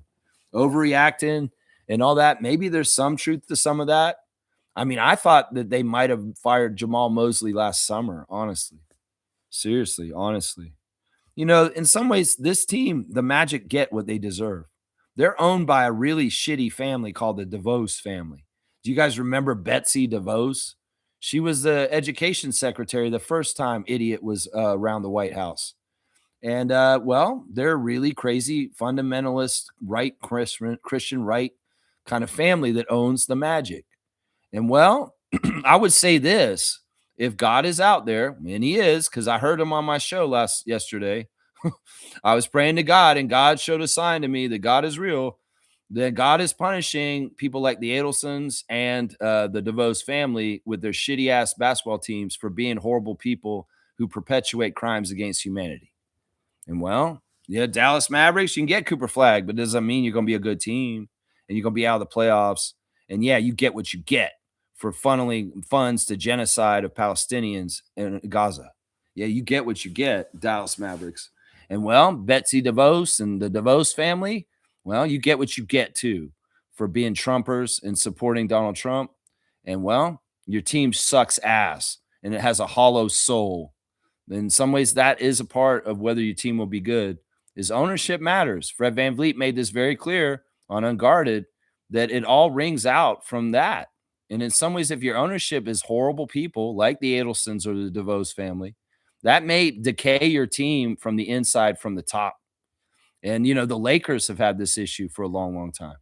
The Buss family was in a struggle over the power struggle over the team between Jeannie and the siblings. And that manifested in the confusion of the LeBron years and them spinning their wheels and stuff like that. You can partly blame the Lakers' misfortunes and most of the LeBron era, partly on ownership and front office bullshit, getting in the middle of things. So that's why it was so important for us to have Ujiri, because Ujiri kept it all separated. And in tandem with Larry Tannenbaum, he built a very healthy ownership, front office relationship. And Larry Tannenbaum, in some ways, he's like a saint in a lot of ways, because in some ways he's Starship. He built this city on concrete because his company is a concrete company, and they built a lot of the big, huge structures in downtown Toronto. So it depends on where you come from. The emanation of your energy on your team, if it's from like pay for prisons, like the Pistons owner, that's kind of a messed up thing. That the guy who owns the Pistons makes his money off of for profit prisons. There's shit like that that's fucked up. There's been allegations about the Grizzlies ownership making their money off of drone warfare that kills people in other places around the world. So there's a lot of different screwed up things where money comes into these teams, and sometimes that can decay the team on the down low in its soul from the ownership. Isn't that interesting? Well, I say that's probably true for Orlando because of the DeVos family, because they honestly are some of the worst people, honestly, in the NBA. I'm not gonna lie. I'll say that right now. They'll say they're good, God-fearing Christians, and then they'll be like on the down low, racist behind closed doors and real pieces of crap. Trust me. Seriously. Let's see. Fiercely saying this: all the starters in double digits plus Mamu, Grady, and AJ. My goodness, AJ and Elijah together on the court caused a major spark. They were very effective. Yeah, there's two things I want to talk about from this comment right here. It was fantastic to see 8 Raptors in double digits last night. That's a fantastic accomplishment. And the thing about Elijah and AJ Lawson as two ways, and the work they've done on 905 this season, this is the thing. And this is why we set this up this way. Andrew Jones runs Darko's system in Mississauga. So it's real easy, even though these guys have not played a lot of minutes with the Raptors in Toronto, they can be plugged in and play very effective and understand what they're doing within the system because of all the work on 905 all year. So it's really fantastic that it crosses over and it can transpose over to that from there. And that's the thing. In some ways, that's a really big hidden bonus that's why Lawson can do what he did yesterday, is because he understands exactly what to do. He has confidence in playing. He doesn't have to have the minutes on the Raptors all year because he has the minutes on the 905 all year, and it's the same system. It's the same things to expect. So that's a big part of it right there. It's a big part of it right there. Fiercely saying, I know I'm being redundant, but Scottie over Paulo. And this is the thing. If this argument was between Raptors fans and Magic fans for years now, I mean, Scottie's had different people who've been compared to Evan Mobley, Franz Wagner, also, Jalen Green, all these different guys from his draft class, Josh Giddey. Then you got, Paulo, who has a lot of similarities to him, in some ways has been in competition with him for spots on Team USA and all-star spots and stuff like that. We can have our bias side of things and say Scottie's better than Paulo. And Magic fans can have their bias side of things and say, no, Banchero's better than Barnes. But when the NBA impartial fans come in, the fans of the Knicks, the fans of the Celtics, the fans of the Spurs, the fans of the Thunder, the fans of the Lakers, the fans of the Rockets, the fans of the Hawks, the fans of the Indiana Pacers, and they come in and they put their declaration and their vote in, they're saying Scottie's better than Paulo now. And in some ways, yeah, the hometown team fans are going to go with their guy. And in some ways, we're blindly just going to go and be loyal to our guy. But those fans that have no skin in the race and they want to look at it from the outside, yeah, they're saying Barnes over Banchero today. Yeah, the average NBA fan is saying that because it's very evident from the game last night. That's right. Kareem's saying this: Paulo and Jamal Mosley don't like each other. It's very evident, and I recognized this a couple years ago already, that like there's something wrong with that team. And I didn't know the epicenter of it at that point. I just saw there's a disconnect between the coach and the team, and they're not communicating effectively, and there's something wrong there. But it didn't rear its exact head until that. It's Banchero. It's Paulo. Paulo and Jamal are not clicking. They are not clicking. And I don't know if that's actually Mosley's fault. It could actually be a problem with Banchero and just who he is and his personality. It could actually be that there's maybe not very few coaches that can coach Paulo correctly because he's just some sort of weird, fucked up enigma. I'm not, he is a good coach. And I think that he does, it's just that this is the wrong situation with the wrong person as the key player.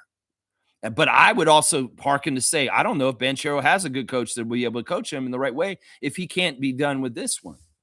There's no telling. So this could be a real dead end for the Magic and making Paulo Banchero their franchise player. You know what I'm saying? You know what I'm saying? It's crazy. It's crazy. He's also saying, not sure what their next move is, but can we trade him for Grady? This way they can do black dick jokes every game in Orlando. Come on now. Come on, man. Come on now. Jersey swap was enough, Anthony Black and Grady Dick. Come on now. We're not doing this. We're going to trade Grady just for a joke. No, Grady finally has a great game last night, Kareem. Let's not trade Grady. Uji Bougie's here. Good to see a fantastic new Raptor freak. He's been coming in recently in the last couple of weeks.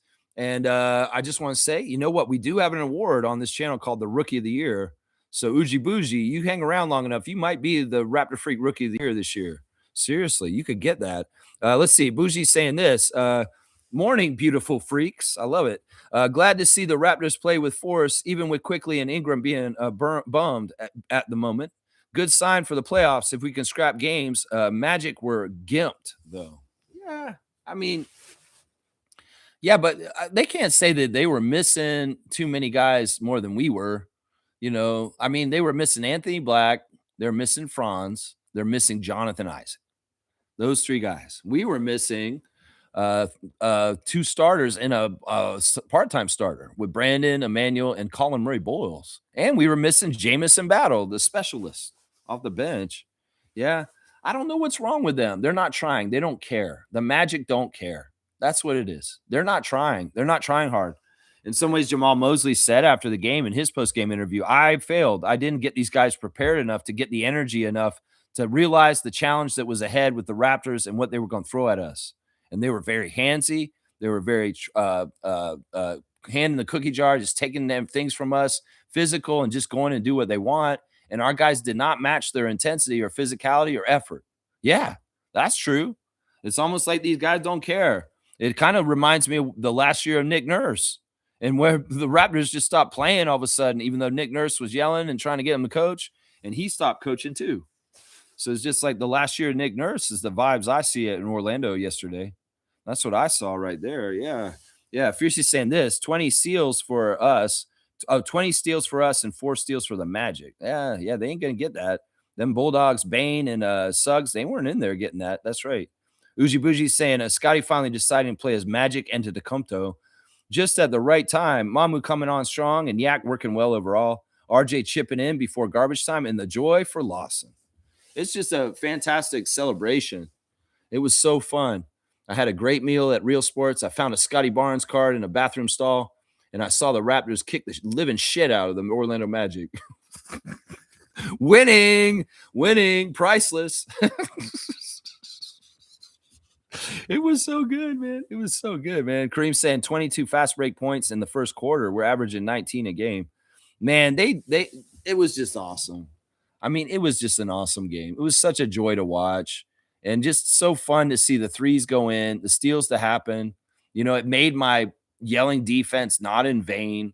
You know, I'm yelling defense. People are giving me dirty looks, but I'm like, look, this is how it works. Watch. Boom, 31-0 run. And I was yelling the loudest during that run. And it seemed like the confusion, like on the court, was like they were just messing them up, like getting the steal every time. They were just steal the ball, steal the ball, steal the ball, run the other way, steal the ball, run the other way. And I'm yelling defense. And they even said the crowd was feeding us in our defensive energy last night. Okay. All right. I see you acknowledging us. I see you acknowledging us for feeding y'all with the energy, yelling defense as loud as I could. And I'm telling the kid next to me, Kevin, shout out to Kevin. Thank you for the subscription. Yesterday, this guy's sitting next to me. I was telling him, I was like, yeah, I'm going to save my voice because I only have a certain amount of yelling, and it's all going to be for the defense chance. I'm not going to be yelling for no T-shirts. No, y'all get loud for your T-shirt cannons and your people throwing stuff or the free sneakers drop or whatever. Y'all get loud for that stuff, but Lex is going to use his voice for the power of helping them on defense, and I'm going to save it. I don't even really cheer for them on offense. I'm very quiet on offense. I feel like I need to give people around me a break. If I was yelling as loud as I did on defense, on offense, that would probably annoy people twice as much, right? So, yeah, it's crazy. Let's see. Uji Buji's saying seeing him streak out for the dunk and Shed get a dunk and Scottie with the Shaq reaction off the bench. Pure vibes. There was a lot of fun stuff. Yeah, Shed making the dunk late was a fun little celebration. And there were a couple of moments where things happened in the game where the guys on the bench were freaking out. Yeah. There was a lot of joy in this game, a lot of joy. And the crazy thing was, right up until the end of the game, Scottie was standing on the sideline yelling at Mobo and all them and coaching them like he was Darko. Scottie may actually be a coach after he's done. Seriously. Because he has a natural want to stand up on the sideline when he's not playing and yell to the guys on the court and direct them even though he's not playing. And he did that the whole garbage time when those guys were in the last part of the game. Scottie was coaching from the sideline the whole time. He didn't sit down. He was standing there like he was the second Darko, just a little bit further down the sideline. And he's like, it was crazy because he's like yelling at Grady and Jonathan and Trace. And yeah, it was funny, man. He really cares, man. He really, really cares. There's no denying Scottie Barnes cares about winning and being on the Raptors. He loves being a Raptor. Oh my gosh. Smooth saying this, didn't watch the game last night. What were you doing, Reggie? Why? Why, Reggie? Oh my gosh, you should have watched this game, my guy. But I was checking the score and it was crazy. Orlando gave up. Toronto took their soul. I don't even know how to describe this. All right, my throat's hurting me right now. So I'm going to do a straight goods on other goods, and we're going to do San Pellegrino right now. Yeah, this is an Italian beverage. You guys know San Pellegrino.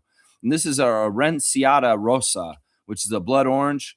And man, I need this. I need the carbonation to tickle my throat to help me because of my sore voice from yelling last night. So I'm going to have a little San Pellegrino. It's Italian imported. And, you know, it's better than going to buy a Coke.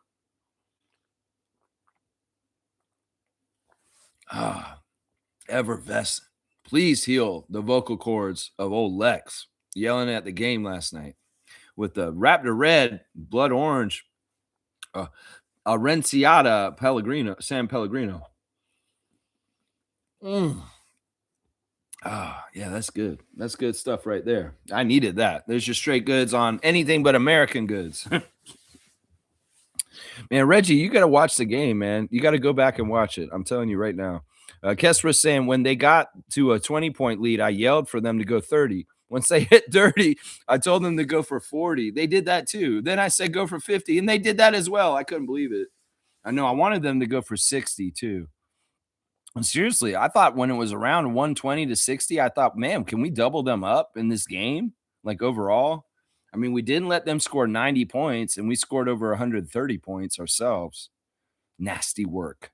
Nasty work, man. Nasty, nasty work. And now the other byproduct of this is people are giving us more respect and that we're dangerous for playoffs. They may be like, yeah, the Magic are pretenders.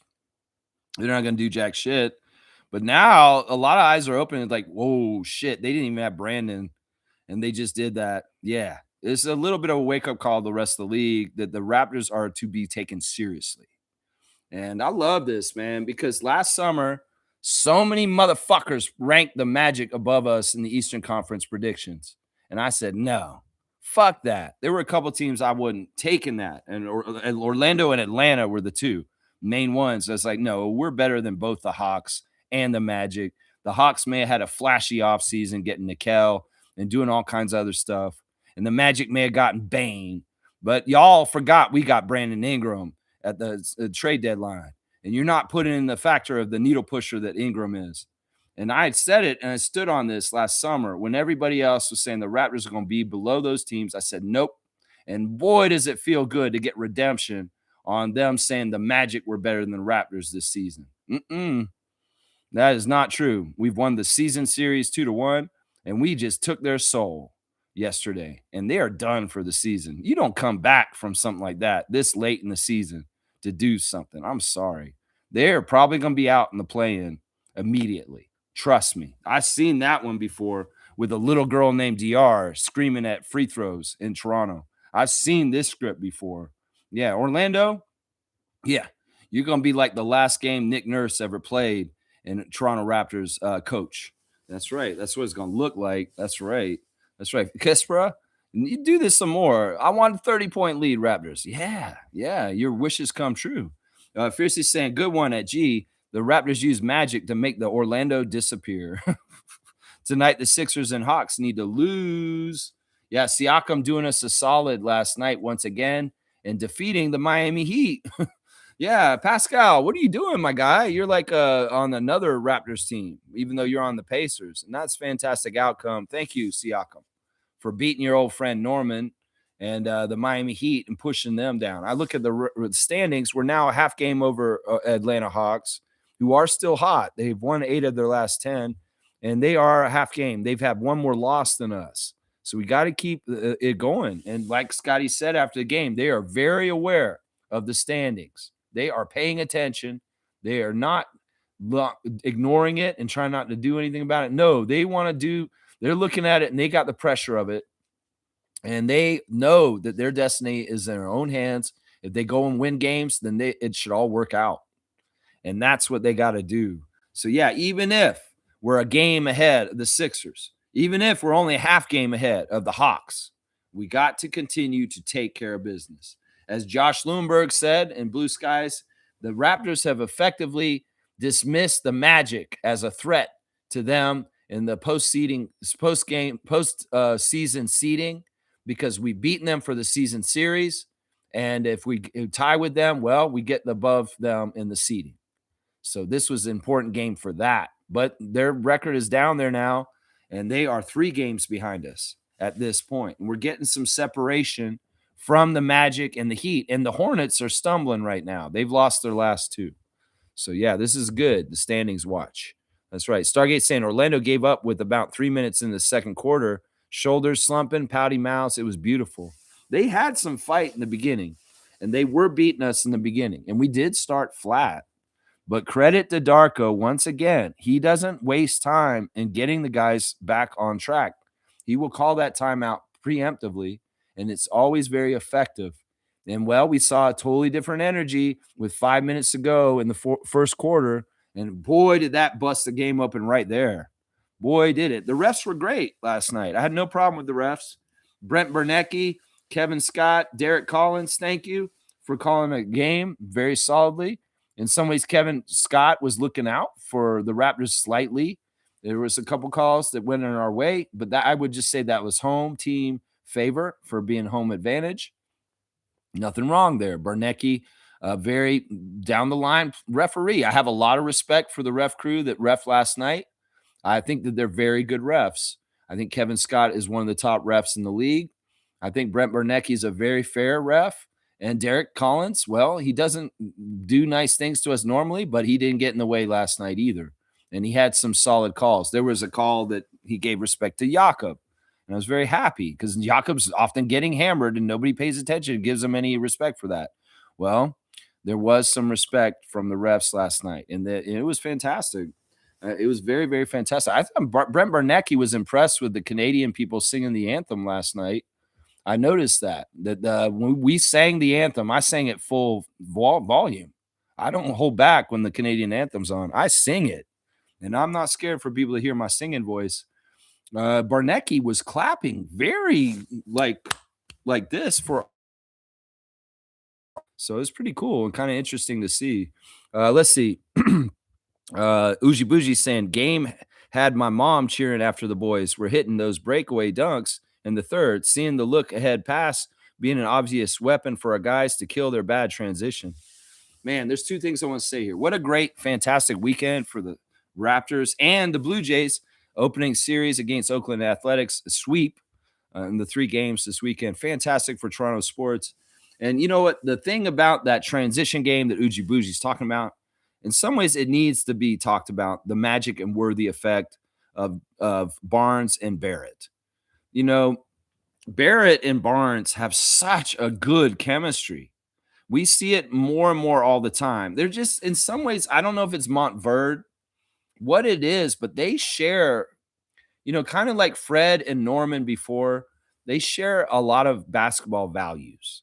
Like they care about basketball in the same way, Barnes and Barrett. And in some ways, they have a very telekinetic, like shorthand of understanding each other on a certain level that is so valuable in basketball. It manifests in things like the long court passes that are just pinpoint and just exactly perfect. Now, RJ has it with Emmanuel too. After 6 years of playing together on the Knicks and the Raptors, Quickly and Barrett really know how to play off each other. And that's another hidden reason why, Quickly is a very important player to have on our team. But Barnes and Barrett, the synergy in the way that they play off each other and they pass off each other is pure joy. In fact, I can tell Scottie's favorite teammates in some ways are Yak and RJ because those two guys are so dependable to him. And it's like Scottie can get upset with Jacoby for fumbling a really good pass to him underneath the basket, but he knows RJ's going to catch it and he's going to get that assist and he's going to put it in. And I'm telling you, these guys are a pairing. Barrett and Barnes should be playing together for years to come because they have a natural chemistry and synergy that is so valuable to the Toronto Raptors. And RJ Barrett needs to be invested in to stay a Raptor because you don't want to mess with that. You want to keep that kind of stuff because that kind of stuff is what leads to games like last night. Seriously, man, the Barrett Barnes pairing is just top notch. Top notch. Raptors Champs is saying, good morning, Raptors freaks and champs. Star for AJ Lawson. Yeah, you got to love this, man. AJ's got an extra spring in his step today. I'm telling you right now. And there's a hidden byproduct to this. Given Martin and Lawson time on the Raptors yesterday, it was really confidence building because they're going to play in this G League playoff game tomorrow night, and they may have a little extra because they had such a fun game against the Magic last night. So, yeah, I want to see how this translates into the first round playoff matchup, Motor City Cruise at Raptors 905, 7 p.m., Paramount Fine Food Center tomorrow night. Andrew Jones would be very happy to have his two ways back and have them out there on the court, hopefully with a little bit more zest and a little bit more bounce in their step from such an uplifting, fun game that they played in last night. Yeah, it's going to be awesome. Raptors champs. That's right. 2019, baby. That's right. Uzi Bougie saying, much love to the Raptors family and the people who make our whole franchise run top to bottom.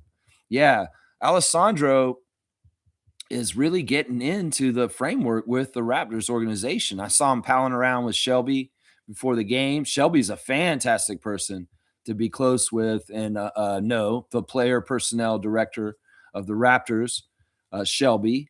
Yeah. Yeah, there's a lot of important people behind the scenes that help the Raptors in all kinds of different ways. And yeah, we should salute them more often. People that we don't talk about, people like equipment manager Curtis Andrade,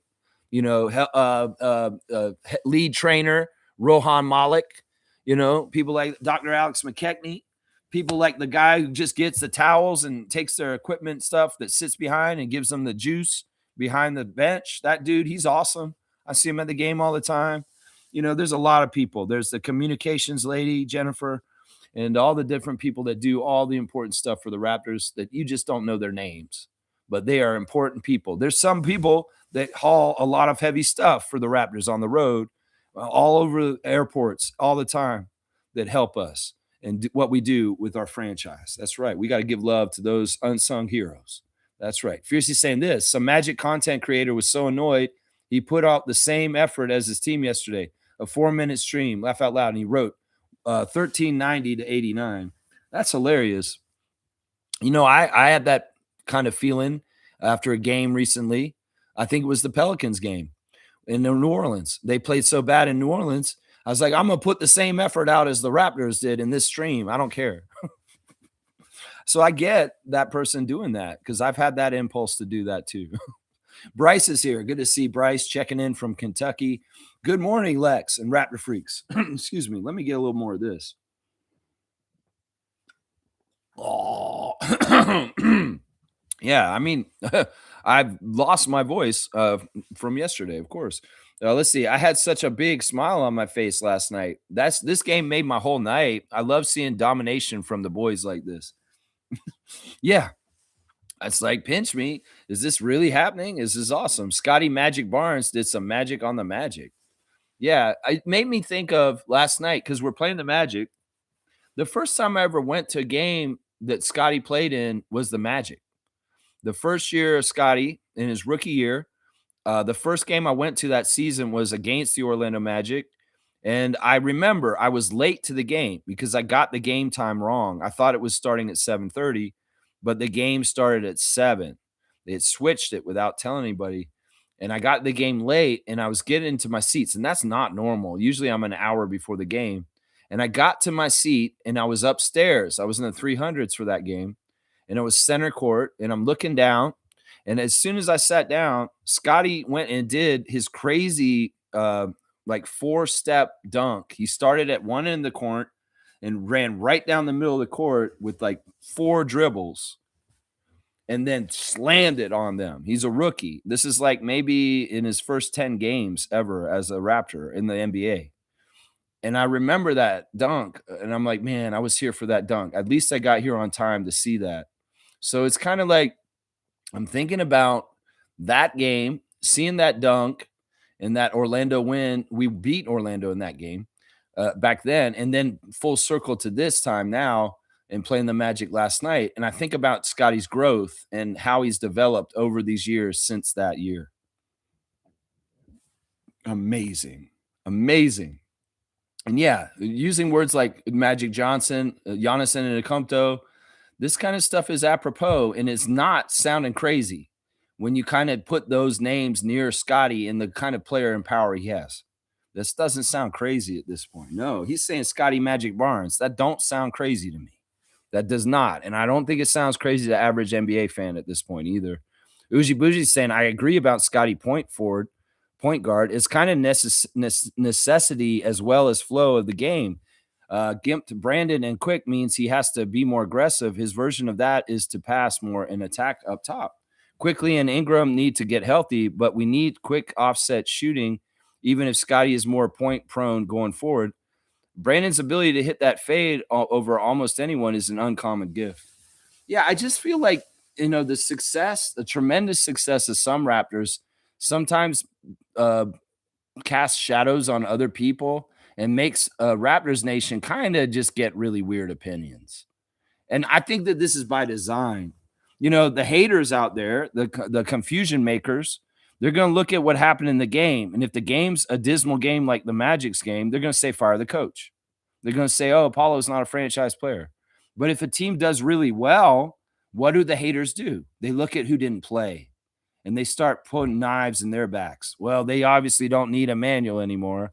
Oh, they don't need Brandon anymore. It's that kind of shit because our haters are going to come at whatever angle in the negative way that they can make for whatever the reaction to the game and what happened is. So they want to pull it apart, even if we're extremely successful like we were last night. And that's the kind of forces that do this. And that is their game plan from this game last night. They obviously can't go after Darko for last night, right? They can't go after our coach and say, fire the coach after a loss to the Pelicans or something like that, like they did before. They can't do that. In fact, a lot of people are saying, man, I love our coach. He's so awesome. It's like even during the game, we're up by like 50 and Darko has not stopped coaching. He's still out there yelling and doing it exactly how he would do it normally anyway, because that's just his mode. That's how he does it. So they'll do something like that. They'll see who's out and they'll start trying to pull things apart by going at those guys. So let's be aware of this kind of action as fans in the fan nation and understand that those kind of voices and opinions that come out after whatever kind of outcome we have, well, recognize that they're the same kind of voices. Fire the coach after a loss, and we don't need the players that didn't play when we are very successful. It's the same kind of stupid shit. Yeah. Jimmy's saying this, AJ 100% deserves it. I agree with this. I think most of us agree with this at this point. I would say Elijah is not ready for this yet, and that like maybe he gets converted next year. But AJ, he probably should have gotten converted last year. If he gets converted by the end of this season, so he can play in the postseason for the Raptors, that'd be awesome. That'd be ideal. I think that he should play for us in the postseason. I think we need Lawson for our depth on our postseason roster, Darko and Bobby. I think we do. I think we do. Uji Bougie saying AJ Lawson definitely took a step ahead of Fultz and Martin last night, even if he is just converted to a non-guaranteed contract for next year and close out the season with a bit more pocket change. Yeah. Yeah. I mean, I'd like to see him get converted to a full contract and be on a guarantee contract for next year. Seriously, I'd like to see that because I think he deserves it, and I think that he's put in the work. The other factor, once again, I know people don't put any weight into this because they don't think that this should matter, but it does matter. It matters for marketing. It matters for Canadian content. Is that he's from the GTA, and that should be something that factors in. Because look, you can make the argument, no, we shouldn't just do it to him because he's Canadian, Lex. Yeah, but do you understand that there's a certain kind of plus that is inherent in that where we don't have to feel like we can trust him. That's what I'm saying. In some ways, we can trust AJ and RJ that they're going to play their ass off to the highest level because they're playing for their team. And in some ways, yeah, you can say, you shouldn't favor the guys just because they're Canadian because you want them on the team. No, we should because of two reasons. Because there's marketing in that. It's great for the league. It's great to show the community this is a guy from your community and he's on our team. And then also there's the pure 100% trustworthiness of a Canadian player on the Raptors, where you don't have to worry about any of their inner like desires that maybe not totally jiving with things exactly, Vince Carter, Chris Bosh kind of stuff. So I mean, there's peace of mind in that. So for whoever says, "Oh, don't be a homer and just get homer players because they're Canadian," no, there's real benefits in having Canadian players on our team. Kelly Olynyk had a childhood dream to play for the Raptors, and in some ways, he played a different way for the Raptors because of that. And we know RJ, he's just the truth. It's like, man, you get guys that all play like RJ on our team, we're going to kick a lot of ass. And in some ways, he's a good role model because he does set that tone of playing like that. So we'll kick a lot of ass. In some ways, RJ being for the city and from the city, and AJ also helps Scottie get more in touch with that energy for being for the city from guy. And he can be, he's an honorary local guy. Scottie's a Toronto guy too, because in some ways, RJ and AJ are around to be Canadian dudes on the Canadian team. And, they set that standard of trust and excellence and respect for Toronto, Canada, and the Raptors. And in some ways, that shit is priceless. It's kind of like Garrett Temple and his value on our team. It's not on the court. There's an intangible value to AJ and RJ being on our team. And that's why I would say give it to that guy, because there's no doubt AJ's going to play all out for his team. His team being Toronto, the team he cheered for when he was a kid. Fierce is saying this, off topic, but kudos to Nelly Furtado for being inducted into Canada's Music Hall of Fame. I am like a bird, I'll only fly away. I can't sing Nelly Furtado after yelling all last night. He's like, yeah, she's a good artist. I always like Nelly Furtado. She did that one song with Timberland. I thought that song was smooth. And Timberland's in the back going, hey, hey, hey, hey. Say It Right. That's the name of the song, right? Say It Right. Nelly Furtado, Timberland. Yeah, that was a banger back in the day. That was a summer jam one summer. That Say It Right. Hey, hey. Congratulations, Nelly Furtado. Yeah, that's cool. Now, let's see. Stargate saying Darko pulled out some different offensive systems from the phone book size playbook he has, because that was some different shit the Raptors were on last night. This is the thing, man. We are seeing something new with Scott, and we do need to continue to go to it. I'm sorry. It's true. And I think Jack Armstrong was right on the show. It's like this has to change. That we have to make Scott the focal point, and there maybe no more times where Scotty's standing in the corner waiting for a three. He's gotta have to be in the center of everything at this point. I think that's true. I think that's true. Let's see. Fiercely saying, yes, Sandro needs to stay with us next year. Lex, it's funny you say the Magic fan hit his jersey. No, it's totally true. It's absolutely true. Homeboy's sitting with his polo jersey in front of me, and I'm like, oh, look at that guy over there, Adriana. And well, I looked over at him later, and he had his jacket on. He didn't leave. He stayed for the whole bitter end, and he just covered it up. He was like this. He's like, he's like, don't look at. I don't have that on right now. Yeah, it's a completely true story. The things you see in the arena. That's right. Fiercely saying Terrence Ross on the Magic broadcast. Thoughts? I don't have any problem with this. He's a Magic player too. We traded him for Serge. Serge was on the Magic. We traded him, and on Game of Zones, it was a horse. They traded Serge for a horse and Terrence Ross or something. I don't know. It was something goofy like that. But yeah, I don't have any problem with this. Ross is good with us. Ross is split Magic Raptors Nation. In some ways, he spent a lot of time in Orlando after us, and he was a fan favorite in Orlando. We have to respect that Terrence Ross has a strong connection to the Magic team.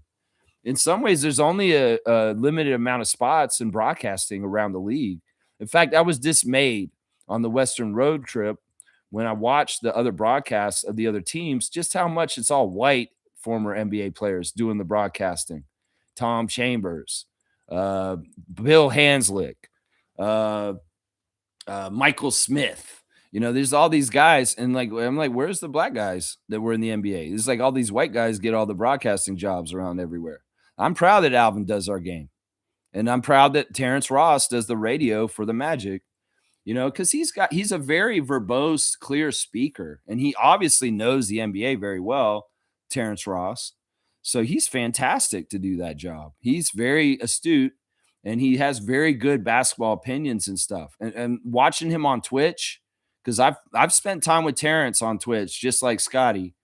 He's very personable on there. Like he talked to me straight. We talk about wrestling for like an hour, just Terrence Ross and I talking about wrestling.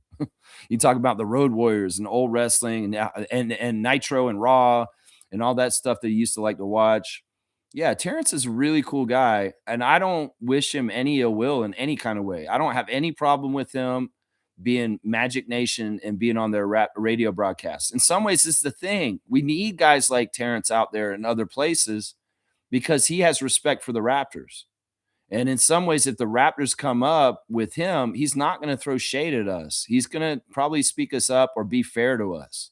Some team people will just be throwing shade at us, like Sarge on Fred's podcast, but not Terrence. And that's why, in some ways, like, look, he's sitting at home playing video games. He's taking his kids to school, and he's not doing a whole lot else.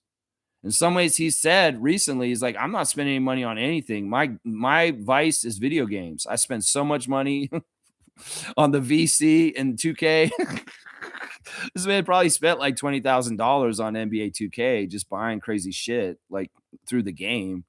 That's his vice. But he wants to do something else, and the Magic team wants to use him on broadcast. That's fantastic. But of course, Jeff Turner is the white broadcaster for the former player that's in their TV. Yeah, that's an interesting thing to me right there. In some ways, the people say, why does it matter? Well, in some ways, it's kind of goofy and weird to me that if you look around the NBA and you look at the broadcasters as former players, the percentage of them that are Caucasian, I'm not saying these guys aren't good at their jobs and they shouldn't be doing it, but it is kind of, anyway, I won't go too far with this. I'll just note it and say that. But yeah, I have no problem with Ross on the radio for the Magic. That's fantastic. That's fantastic. Uji Buji saying Terrence did play with them like 6 to 7 years after we traded them there. Makes sense. Kind of like Vince doing Nets games before he worked with the NBC or whoever in T-Mac or with. Yeah, but the thing with Vince is different. Fuck Vince. Fuck him for doing Nets games. And yeah, fuck Vince Carter's jersey getting retired before Kyle Lowry. I've never agreed with any of that. I feel like the Nets were underhanded by saying they're going to retire his jersey before we wanted to do it. And in some ways, it's like, whatever. I'm not a big Vince Carter fan. Let's just put it that way.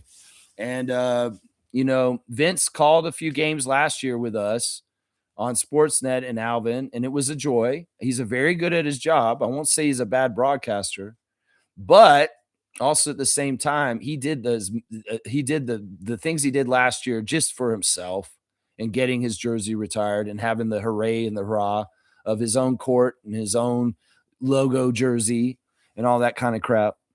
And in some ways, I hated all of it, but I had to be okay with it because that was what was decided by MLSE and the Raptors organization to do last year. But in some ways, I didn't like any of it. And Vince Carter is a turncoat. And in some ways, I still don't totally respect him and his place in the Raptors history. And this is coming from a true blue diehard Raptors fan from the very beginning who lived through everything that happened with Vince Carter and all the way up until now, too. I mean, I'm at a point where I'm just even with him. I'm not like hating him like I used to, but I don't love him like a lot of people do either. So I'm like, I'm okay with them. I'm like, yeah, that's fine. But it pisses me off because this year he is calling a lot of Nets games and he hasn't called a single Raptors game. So yeah, it's fine, Vince. It's fine. Whatever. In some ways, you'll never be loved like Kyle Lowry in Canada. You'll never be loved like Pascal Siakam in Canada. Yeah, it's just never going to happen. You don't get it like that, Vince. You don't. You got what you got last year. And in some ways, well, we showed you love, but you're going to see something totally different when Kyle Lowry gets it done. I'm going to tell you that right now. You're going to see something totally different when Kyle Lowry gets his jersey retired in Toronto. It's going to be totally different. That's right. Smith saying really nice tributes to Nelly Furtado and Joni Mitchell at the Junos last night. Very well done. See, you're watching the Junos and you're not watching one of the greatest Raptor games in the history of our franchise. What are you doing, Smooth Brown Man? Come on, man. They had a lot of Olympians at the game last night. They had a speed skater, and they also had the Team Canada soccer team sitting in one of the booths at the game last night, and they got their kudos. I stood up for these Canadian athletes that represent our country. They're really nice to see them at the game last night. Neil's saying this, keep your foot on the necks and close out the season strong. Well, one at a time. Detroit Pistons will come see you at Little Caesars Arena tomorrow night. And well, we beat y'all the last time. And in some ways, we're 1-1 with y'all. And you're the number one team in the East. And in some ways, Scottie's talking like he just wants to take everybody down right now. And well, you don't have Cade right now either. And in some ways, you're making things happen with smoke and mirrors with a former G Leaguer named Dennis Jenkins. So we're just going to have to see, stress test y'all. Maybe a little stress test. Like we stress test the Magic last night. Yeah, let's see the stress test on the Detroit Pistons tomorrow night. Yeah, let's see what happens. Uji Bougie saying we are blessed and have to remember this. We are no matter what a far cry from the team fighting for 2 position in the draft and beat the projections by more than 4 to 5 games already. Yeah. In some ways, my projections were exactly right, but everybody else's were wrong. Like I said, I don't mean to toot my own horn, but this is one thing I do on this channel is project and like think about what's going to happen in the future. And a lot of the stuff that I said was going to happen this season has happened. Is checking it off, whether it's Philadelphia, whether it's Dallas, whether it's Orlando, whether it's Atlanta. The one thing I didn't get right this year was Boston. Boston's the only thing I didn't get right. And I think most people got that wrong. Most people got Boston wrong. And they deserve this ability to be like gap year motherfuckers. Yeah, nah, Jaylen Brown saying all this stuff recently and saying, yeah, y'all thought we were going to be bad this year just because Jason was out. No, they deserve this accolades. And it pains me in some ways. I hate the Celtics. I don't like the Celtics at all. But in these kind of situations, I have to give respect where respect is due. They could have easily folded up camp this year and tanked out this whole entire year. But the Celtics under Coach Joe tried their ass off, and they made this season amazing. So kudos to Celtics. I don't often give applause to Boston Celtics, but they are the biggest mistake I made in my projections last year because I thought they'd be down there with Indiana and not trying to do nothing this year because they traded most of their roster away, and Jason Tatum was out. So I just assumed they'd be very bad, but I didn't realize Celtic pride was not about to lay down for a year. So that's the big one I got wrong. Most of the other stuff I got right. Most of it I got right. I pegged the Orlando Magic right as of last night. I seen it's true. And I pegged us right too. I'd said we'd be a top 4 team. I'd say we'd be straight up a playoff team. But we may not be a top 4 team. We may be top 5. Top 5. Yeah. Let's see. Uji Buji's saying for a top position in this draft. Yeah, I don't care about the draft. I seriously don't value the draft. I think the draft is so overhyped at this point that the draft is one of the stupidest things that everybody pays attention to too much. The draft shouldn't be this important. In some ways, this is ESPN and the NBA marketing trying to drive up guys' values before they come into the league so that they have more value in the league. It's marketing, it's a business. Oh, we got to make Cooper Flag a really huge name before he even comes in. Victor, same thing, so that we have products that we have already at a high level because we overhype them. That's the problem I have with this. And the problem is that, like, so much of the NBA media is oriented around the draft being so important. 365 days a year. I'm like, this should be like presidential elections. There should be a limited season where y'all talk about it and we just do it and vote, and not like a 2-year run up to it. That's the way it should be for the draft, too. Nobody should talk about the draft until maybe after the regular season ends. There shouldn't be speculating the first pick and any of this crap, because all this shit is feeding to the tanking bullshit and a lot of the problems in this league. So I'm sick of the draft. In some ways, I don't care about the draft. I don't give a shit where the Raptors pick, because wherever they pick, they're going to get something good. Jacoby Walter, Pascal Siakam, OG Anunoby, Jamal Shed, Jonathan Mobo. I don't give a shit where they pick. They can pick wherever. I don't care. They're going to do good in the draft either way. And so many people care about draft position and where we're going to draft. Man, Bobby's good. He's going to make it right no matter where he drafts. So I'm just sick of it. I get draft fatigue because people overvalue the draft so much and talk about it so much. And I'm like, who gives a shit about the draft? We just got Colin Murray-Boyles last season in the draft, and he's great. He's going to be fantastic. I don't care where we pick. We're going to make goal wherever it is. Look at Jacoby Walter. Where was he drafted? 17th? Something like that? Yeah. What are we worried about? We got a good front office. We got a good front office that knows how to pick them right. Not just good players, but good characters. And that's why I say Raptors fans who get hung up on the draft or draft lottery or tanking or any of that bullshit, we don't have to do it that way because we're not the Wizards. We have a good front office and we know what we're doing.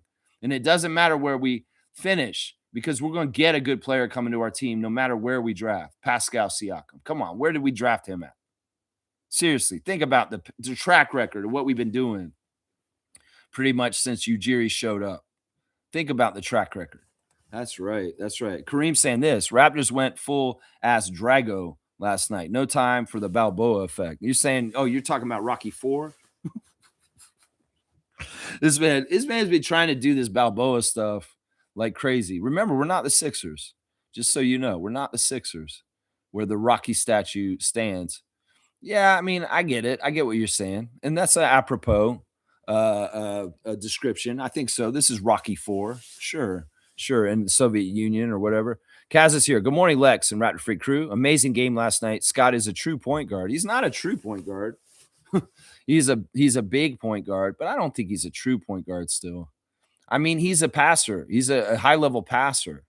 In some ways, do you say that Jokic is a true point guard? No, you don't. But they're similar players, Scottie and Jokic, because they can do a lot as themselves as the middle of it in the hub. So I won't say he's a true point guard. I won't give him that. I don't think that's right. Kareem saying this. If you clean a vacuum, do you become the vacuum cleaner? I know. These are important questions that are being asked by Jacoby Walter, and they're right. I mean, this clip was amazing. Like I said, this is Hall of Fame Raptors in-game ops clip ever. And the delivery by the three best friends is just top notch because you got Jameson, who's kind of a nerd. He's really smart. Let's just put it that way. Jameson Battle is one of the smartest guys on our team. He's funny. He's kind of like coming at it like a Bill Nye, the science guy kind of way with his technique, kind of goofy and like all sciencey. Well, what if you're doing this? And then you got Jamal. He's kind of sometimes Jamal has like a snidely whiplash, kind of like energy to him, like the bad guy in Dudley Do Right. I tied your girlfriend to the railroad tracks, Dudley Do Right. Oh no, Snidely Whiplash. What are you doing? I gotta get what was her name? Her name was like Roz or something like that. I forget. The redheaded lady. But anyway, Jamal's got that little bit like kind of energy sometimes. And he kind of had that in that clip. And then Jacoby's kind of his like goofy, nerdy, like I'm a kid in college, kind of like with glasses and my book backpack kind of energy. He's like, what if you're cleaning the vacuum? Are you a vacuum cleaner? It's hilarious. It's such a good clip. I wish you guys could see the full clip because it was on in the arena. And when I was watching, I was like, oh my gosh, this is so good. This is so good. And maybe that clip being played in the middle of the 31-0 run, maybe it did have a factor. Maybe Jalen Suggs was over there kind of thinking it over a little too long, and then he got the ball turned over. That could be a factor, right? He's like pondering the mysteries and wonders of the world because Jamison Battle was in his ear just now, talking to him about Cinderella's slipper. He's like, man, that's true. Why would that slipper come off if it fit perfectly? Oh, shit. Oh, damn, they just stole the ball from me. I won't believe that was a secret weapon in some way right there. Yeah, yeah. Uji Bougie saying, laugh out loud. La Bamba with the falsetto in the year 2000. Yeah, that one. Yeah. In the year 2000. In the year 2000. Yeah, that clip. You know what I'm talking about, Uji Bougie. Yeah, it had those vibes completely. Just put Jamal, Jameson, and Jacoby in there instead with the space backdrop, pondering the wonders of the world. It's so crazy, man. So crazy. Or deep thoughts with Jack Handy. Those were good. Saturday Night Live, those were good too. Yeah. Deep in the blunt thoughts. Yeah. I mean, they're kind of like that. They're stoner thoughts. Like, oh man. Yeah. I forget what one of them was really good that wasn't on that clip, but I can't remember it right now. Yeah, yeah. Legal weed some days up here, I swear. Man, it's just awesome, man. It's just so good. You guys have to find that clip. They need to post it. Raptors official admin, you need to post the whole clip for everybody everywhere to see it and not just have it for in-game ops. The people in the crowd saw it. Cream saying Lindsey Dunn posted the video of the 3 deep thoughts. She did? Lindsey Dunn's posted it? Okay, good. Y'all need to watch it. It's a historic Raptors archive treasure. Let's just put it that way. The 3 best friends with their deep thoughts, man. It's just good. It's just good. Let's see. Raptors champs is saying Yak is moving like summer league. Yeah, I love it, man. Yak is happy. Yak's feeling good. Yak's back is back. There's no problem with that. He's got the thing on his brow right now. Adriana felt such sympathy for him at the game last night. She said, "Oh, Jakob, his eye. Oh no." I'm like, he's okay. He's a man. He's the Austrian hammer. He's going to go out there and mess them up, even if he's got 6 stitches in his eyebrow right now.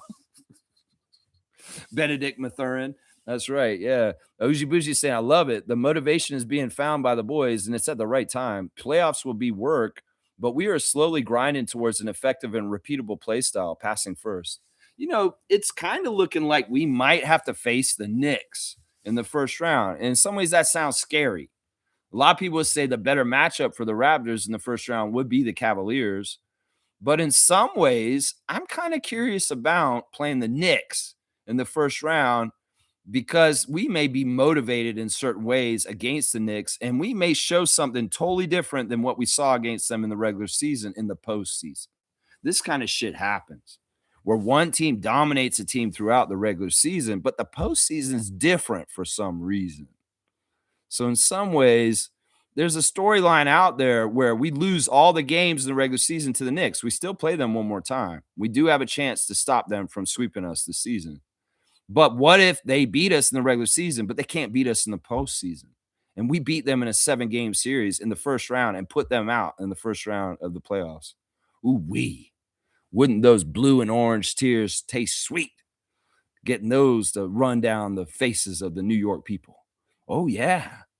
Now, I see a reality or a destiny of that happening somehow, some way in the next month. Oh, yeah. I'll be there for that. I love it. I love it. I love it. I love it. Superfan Mo is in the house. She was at the game last night. And Monique was in the 200 level in one of the very nice bougie boxes with the Giants of Africa ladies. She was with Kimberly once again, and Kimberly bestowed Monique with a signed Raptors Scottie Barnes Vince Carter City Edition jersey. Oh my gosh. Monique has got such a collection of great jerseys signed now. I know she's got that quickly one that Kimberly gave her before. Well, she's got a Scottie Barnes signed Raptors City Edition from last year as of last night. And oh, the gifts bestowed to the superfan Monique Lawrence are very well deserved for her devotion and her passion for her team. And once again, yes, she made the pilgrimage to the Scotiabank Arena, and her energy was intertwined in ours to help the Raptors get that 52-point win last night. And of course, the superfan was on cloud nine, like RJ Barrett's number, just like I was in seat 9 over in my section watching that game too. Superfan Mo, good morning. Good morning, Raptor Freak crew. What a win. What a night. Let's go, Scottie. Let's go, Raptors. That's right. We got a real leader, don't we? Monique Lawrence. And that jersey that you got last night is fire. Fire. Monique winning. Big W's for Superfan Mo in the chat. Let's go. That's right. That's right. Ougie Bougie saying, I make the dick jokes out loud at home for sure. He hit him with the dick. Dick going hard to the hole. Yeah. Yeah, I did a couple of them. They were cheap. I don't think I set them towards the direction of any children, but I set them towards Adriana, and she thought they were funny. G saying NBA YouTube had a top 10 plays last night, and Scottie is in 3 of them. That's awesome. I love that so much. Uji Bougie saying realistically, even Kobe and Shaq had Derek Fisher, Brian Shaw, and/or Ty Lue and Ron Harper Sr. A team does always need a point guard that can bang a shot when needed. This is the thing. The reason why quickly is important to our team is we got to remember that there's Tyrese Maxey out there. We got to remember that. Remember? So it's like one of the things that the Raptors figured out they needed around the switch from Nick Nurse to Darko was we needed a true center, lock down Jakob. Boom. That's smart. Get a true center, get them locked down on extension. Everybody else can say it's stupid that we did that. But no, the Raptors need to lock down a true center so that we have insurance in that department. The other area was we need speedy, good point guard that can keep up with the little speedy guys. Do we want Scottie to chase the little guy on the other side around if they're high-level little guy like Donovan Mitchell or Tyrese Maxey? No, we want Emmanuel Quickley to chase those guys around because he's a much better size option for speed option for that. And we don't want to burn Scottie's calories out for the game chasing around Donovan Mitchell. He can guard him at times if we need him to try and shut him down, but we don't want him to do that for the full 48, right? So that's the other thing people got to remember about why Quickley is important is because you do need guys at that speed and size to play guys that are match that speed and size on other teams. And that's why you need him. And that's why we used to say, man, we need a Maxey to stop Maxey because Maxey just kicked our ass in the first round of the playoffs and Philadelphia is going ahead of us. And we just got beat by Maxey. That series and the way Maxey ran circles around Fred VanVleet made us need Quickley. And people forget about that in Raptors history. And they need to be reminded. That's it right there. That's it right there. G's saying this. Pascal beat the Heat for us, too. Yeah, Pascal's a good one, man. That 43 is going up in the jersey stands. And I'm going to be very happy when that one goes up. I will be celebrating and so proud of our guy, Pascal. And I just want to say in the honor of Pascal right now, guys, let's keep praying and giving strong, healthy support to Coach Cool Cat, #1 Pascal Siakam fan. We love her so much in her battle against cancer right now. And she needs all of us to send the good energy towards her and helping her continue to ring the bells and get more progression in fighting such an insidious thing. As Mr. Quasimodo said yesterday, fuck cancer. And yeah, we want Coach Cool Cat to get as healthy as possible again. So send all those good vibes as she does her battle against cancer right now, y'all. When we bring up Siakam, it instantly makes me think about Cool Cat. It's just that way. You guys that have been on the channel all this time know why that is true. That's right. Fiercely saying, the moment I saw third-string players starting the fourth quarter, I knew Mosley raised the white flag. I was honestly surprised Mo Wagner is part of that lineup. Has he downgraded to that point? in some ways we could look at Vo Wagner and say this is like Jonathan Mobo or Alex or Thanos Antetokounmpo. In some ways, Mo's a good player on Germany. He's a very strong player on Germany in international play. In FIBA rules, he's a much better player than in NBA rules. I'm going to say that right now. But the NBA is becoming more FIBA, so he does have better play here. But you got to understand, Mo Wagner is really just a big goon with 6 fouls. It's not that he's a super skilled player. He's not his brother. So that doesn't surprise me at all. They have young players on their team that they'd rather develop ahead of him because they're more part of the future. And Mortiz Wagner is really on that team more in some ways to please his brother, and also in some ways just because he's just a utility big at the end of the bench. So I'm not surprised by this at all. Not at all. He's not a star player. He's a bit player. And yeah, he should be on that team. On Germany, he's a starter and he's one of their most important players, but not on the Magic in the NBA. Not on the Magic in the NBA. Yeah. Let's see. Uji Bougie saying, good game. I've also noticed DeMar and Pascal playing playoff killer against teams who are in the thick of the playoff push against us. Yeah, DeMar's not as successful as Siakam and getting the wins, though. Sacramento has not been taking care of business and getting the L's on the teams that are fighting with us in the race. But, DeMar himself individually is putting up some good numbers, though. But he's not closing the deal. But that's partly just because the Kings suck. They're both at the bottom of the league, but for some reason, somehow, some way, Siakam and Rick Carlisle can go above and beyond still. And in some ways, there's a lot of pride there. There's a lot of pride to compete. People can say the Pacers are losing on purpose. I don't believe that because, first of all, Rick Carlisle, he's a very honorable person. And he's not trying to waste his life to like throw games and stuff like that. And Siakam, he lost too much on the Raptors during a dark period of time to be wasting his life trying to lose too. So in some ways, if there's anything going on in Pacers land, I know that Rick Carlisle and Pascal Siakam are holding a professional level of compete and trying to keep the Pacers still to get wins, even if they don't have a good chance to. Yeah. Kareem saying, is it ESPN or Yahoo? Is it what or what? I don't know. Oh, for the WNBA, it's on ESPN because they don't have WNBA fantasy on Yahoo yet. And I don't know if they will. I don't know if they'll ever get it because there's not really an infrastructure to do fantasy anymore. Yahoo cut back all the jobs and they're just running on the old skeleton of the what they had before, and they're not adding to it. So I don't know if there's going to ever be a Yahoo WNBA fantasy. So we have to do it on ESPN, and you're already in there.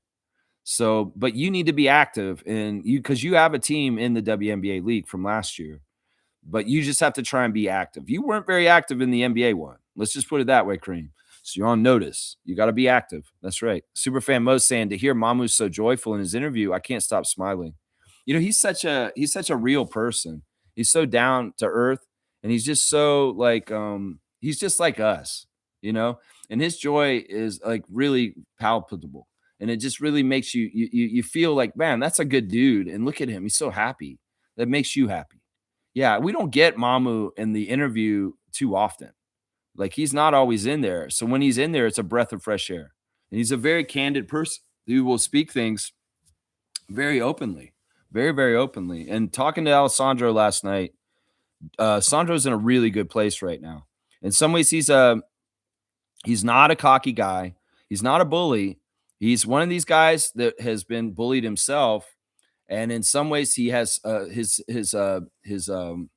confidence can be tough. He's had tough times with his confidence, and the Darko and the rest of the guys and the Raptors are bringing out more in him by boosting his ego and telling him, yeah, no, you're this good and you're great and you can do this. And it's showing in some of the things he's doing on the court right now.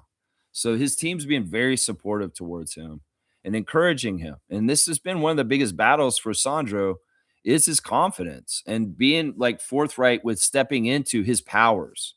Because in some ways it's like, he was a kid who got bullied in school and he was somebody that kind of got pushed around. And in some ways, that kid is still in him, but he has to realize you're not that kid anymore. You're a big, huge dude who plays in the NBA, who's very strong.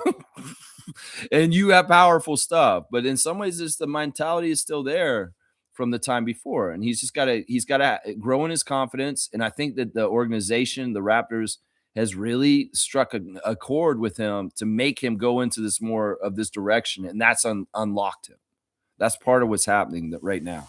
He's on a great team with the Spurs. He was on the Bucks, and he had good teammates there too. But this is on a different level, and it may also be partly the year he's in his career, and some of that other stuff was orientation and getting used to the league. It really is something about maturation through a couple years in the league that allows doors to be open for players to go further in their development, whether it's Scottie or RJ or Sandro. This is different stuff for different guys in different ways. Let's see. Let's see. Where am I in the chat? I lost my place, so let me try and see where I'm at. I want to make sure I don't miss any of the comments. Let's see. Okay, that was Monique that said something about Mamu in the interview. Uji Bougie saying finders keepers for the toilet card. Yeah, the toilet card. This is going to be epic card, the toilet card. I mean, these are the kind of dumb stories y'all probably are like, yeah, this is fun. This is kind of goofy shit Lex is going to talk about on the show. Yeah, it's not the normal Raptors content here. That's right. That's right. Troy Henry's here. Longtime Raptor freak. Troy Henry. Good. Welcome back, man. Good to see you, my guy. Good morning, gang. Been a while. I haven't checked it, but I'm here now after that 52-point lead. There you go, Troy Henry. This is always home. I'm not keeping attendance. I like to say this is here. You guys know it's here every morning at 9:30. And I know that everybody has busy lives. They have all kinds of stuff going on. And things can change. There may be a season or something where people are away and they can come back. I'm just always overjoyed to see longtime Raptor freaks return and come back and say, hey, when they can. So happy to see you, Troy Henry. What a game last night. I guess that game got Troy to be like, yeah, I got to go see Lex and the Raptor freaks and see what they're saying this morning. That's right. Superfan Mo's saying, yes, Lex, I got the 9:05 playoff schedule. Yeah, it's tomorrow. And hopefully they have more than just tomorrow. Because it's a one and done kind of thing. If you don't win, you don't go ahead. It's just like our fantasy league, just like our Raptors freak NBA fantasy league. It's just like it. Trevor's saying this. Scottie was number 1 and number 3 on the NBA dunks last night. That's good. That's good. I know which one got number 1. It was that long arm one that he wrapped around the guy and went like this and came over and and threw it down coming across the lane. That's probably the number 1 dunk there. Fiercely saying, to your point, Lex, I also believe Wagner would be the better leader. Perhaps FIBA and Olympic experience playing with vets like Schroeder helps him in their leader mentality. I'm going to give you a dunk because you're exactly right, Fiercey. You're exactly right. I think that Dennis Schroeder, being around Franz Wagner on the German national team, it helps him to be a better leader in some ways because Dennis is a really good leader. A lot of people don't think that. A lot of people reject him as a leader because they don't want him to be the leader, but he's a natural leader. And in some ways that makes him a pariah because he's not always a wanted leader, but he's a natural leader. And on Team Germany, that's a totally healthy situation because the results speak themselves and the dominance and the very, very good outcomes of Team Germany and FIBA international play, whether it's Olympics, World Cup, or whatever. This guy, Dennis, is awesome, and I think that this is true. So I'm giving Fiercey a dunk. 48 dunks for Fiercey this season because I think this is exactly right, what she just said about Franz and the effect of playing for Germany and why he may be a better leader for the Magic. Yeah, because he really is the second leader on the German team behind Dennis. In some ways, Franz is often the leading scorer, and in some ways, he's very vocal on that team too, from what I've watched. Let's see. Fiercey saying, during the broadcast, the camera kept zooming on the Magic executive while he's watching the debacle at least 5 times. It was awkward. I didn't know that because I was at the game, but I think that's hilarious that they kept showing that guy, and he didn't look happy, right? He didn't look happy. Is that the dude who used to work for us, Weltman or whatever? I think that's his name. Is Weltman. I think he used to work for the Raptors actually at a certain point. Superfan Most saying records after records, season highs after season highs. I love it. Yeah, let me go look on Blue Skies. There's quite a bit of stuff on here about some of the really fantastic accomplishments by the Raptors last night. Let's see. There's the stuff about AJ being a part of two 30-plus runs to 0. Fantastic stuff. They did record a team record in steals. 20 steals is the most the Raptors have ever gotten in their franchise history. So that's really pretty cool right there. Yeah, there's all kinds of really interesting kind of records and different things. Where Scottie getting his career high in assists, having so many guys get so many assists, different guys. There's a lot of good stuff to point to in this game as far as records for sure. Uji Bougie saying, in the words of Lex, Paulo has been more of the sizzle and Franz is definitely the steak. Yeah, that'll apply here. Seriously, that'll apply here. Gets the line, plays better defense, even though he is less sizeful. Also, name reminds me of Franz Ferdinand, the band. Yeah, Franz, he's a better shooter, and in some ways, he's a better offensive player. Paulo's very bulky, big guy who's strong, and he can use some bullying techniques to get some plays, but I don't think he's ever been a very good shooter. I don't think Banchero's a good shooter. I don't know. In some ways, I don't want to talk about this too much because in some ways, it's like I've already kind of said what I had to say about Paulo at this point. But if I was the Magic, I would be coveting building around Franz if you can. And in some ways, Paulo's like, I don't know what's going on with that dude. Some people are saying like LaMelo Ball, there's like a spinning of the wheels as far as continuing to develop and progress to get better. Like these guys are just who they are, and they may not be having DeRozan code, which means they're working to change and get better as each year. Scottie's doing it. We can tell. Scottie's doing it. All the Raptors do it. It's demanded of them in Darko's system. But there may be players around the league like LaMelo Ball or Paulo Banchero who are just who they are when they came into the league, and they're not progressing because they're not doing the work. And that could be the difference right there. That could be part of it right there. That could be part of it right there. Uji Bougie saying, also happy we forced American media to finally show Raptors highlights. Yeah, that's awesome. The passing and defensive force, dunks at the rim, will be remembered as one of the most beautiful Raptors games overall. I agree. It's definitely memorable. This season, some of the games I've gone to this year have been absolutely some of the top Raptors games I've ever been to in my life. And I went to game 1 of the finals against Golden State Warriors. I went to Vince Carter's game where he got 50 against the Suns on the first ever televised game on NBC of the Raptors in like 2000.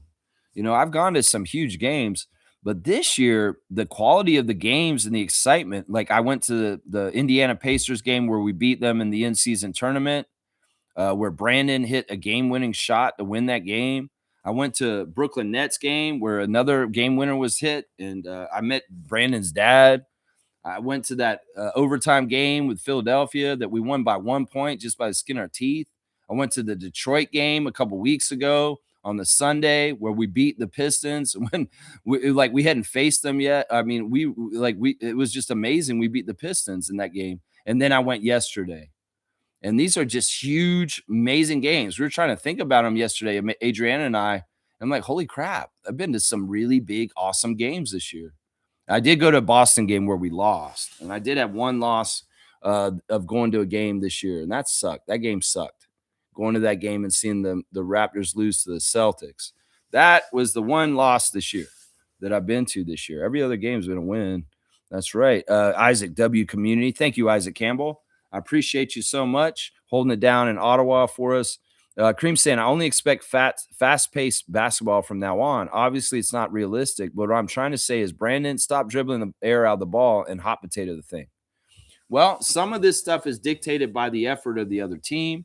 If the other team is actually trying, like the Magic weren't, then they can slow us down with different kind of ways. A lot of teams don't try and do any turnovers on purpose because they know that feeds to our biggest strength.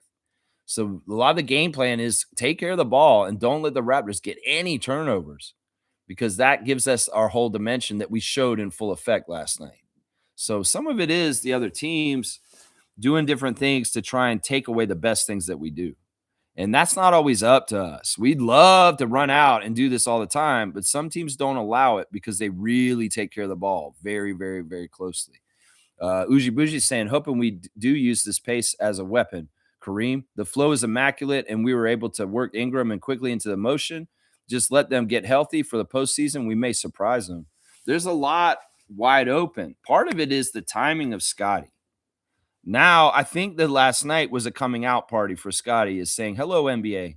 This is a new level of Barnes that y'all may not be totally ready to deal with yet." And that's the thing. Some of it has to do with Scottie's effort and how much he wants to go do this and do this on a night basis. That's the thing. He has a game like last night. He's on cloud nine. He enjoys it so much.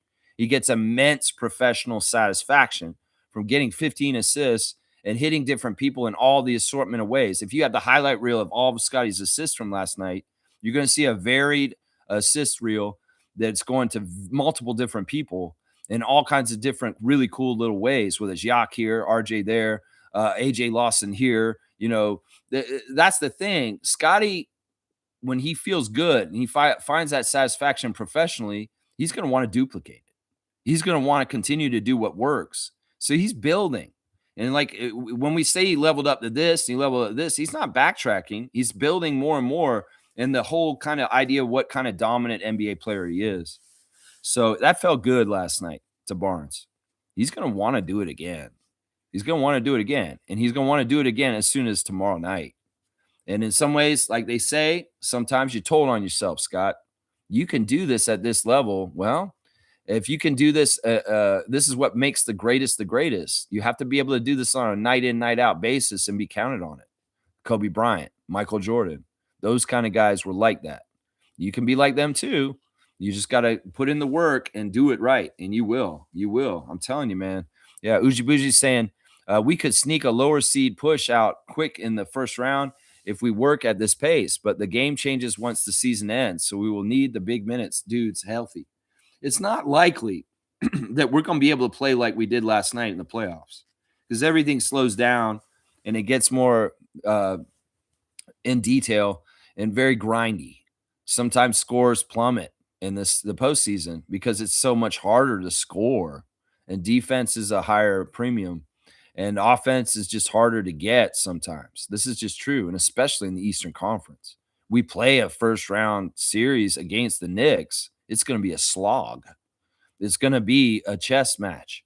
And in some ways, we'll have in that with Darko and his ideas about adjusting.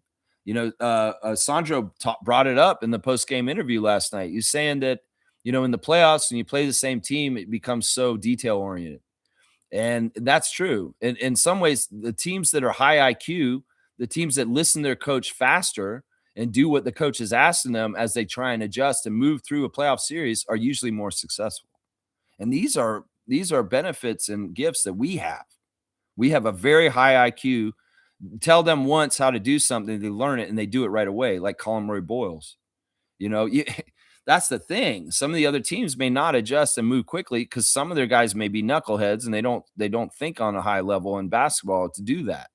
So there's a couple of weapons and things about our Raptors team that are actually beneficial for a playoff because we are detail-oriented people. We are high-level students of the game, and we have people that have very talented weapons that we can try and exploit and utilize in certain situations and certain things. So that's why I could say, like, maybe in the postseason, the outcome between Toronto and New York could be very different because of some of the things I just talked about. It could be very different. We're getting the nitty-gritty details of things, right? Right. And the slog of the playoffs and physicality and everything's just harder to do on that level. In some ways, we get refs so badly where we don't get calls that we're already getting practice for the playoffs because it's going to be like that. It could be even worse, though. It could be even worse. Stargate saying, Lex, you have to also mention the obvious Shed and Mamu chemistry as well. For the first year of playing together and having this kind of chemistry with that short of a time is very rare. Yeah, I think that Mamu has good chemistry with a few people. He was touting playing with Scottie as being a joy. But you're right. I should mention that Shed and Mamu seem to have a special connection that works pretty well out there too. For sure. For sure. I think Mamu's getting along really well. The other lineups that were really cool last night were the Mamu Yak lineups. When you have Jakob and Sandro out there, it's a really cool look. Nick would never play a big lineup like that with two centers. And it used to bug me. He was always trying to play small ball or light kind of like defensive lineup. But in some ways, I like, why can't you play, if, especially if these are quick footed bigs that aren't slowing you down really? Why can't you play like multiple guys? And when we see a lineup of like Mamuyak with Scottie and Colin out there, and you have all four of those guys out there, oh my gosh, that's a big lineup. And there was a lot of really good stuff happening when Jakob and Sandro are on the court at the same time. And we're seeing it more and more often. You know, we see a lot of quick shed this year with Quickly and Shed on the court together. But seeing Sandro and Yak on the court together is actually working really well. There's not a lot of problems with it. There's not like issues with like we're having a defensive liability because of it or clogging up the lane on our offense where things are not right. No, they're doing it right and it works fine. And we're getting a lot of the benefits of having two big guys out there instead, with the rebounding being better and the defense being really top notch too.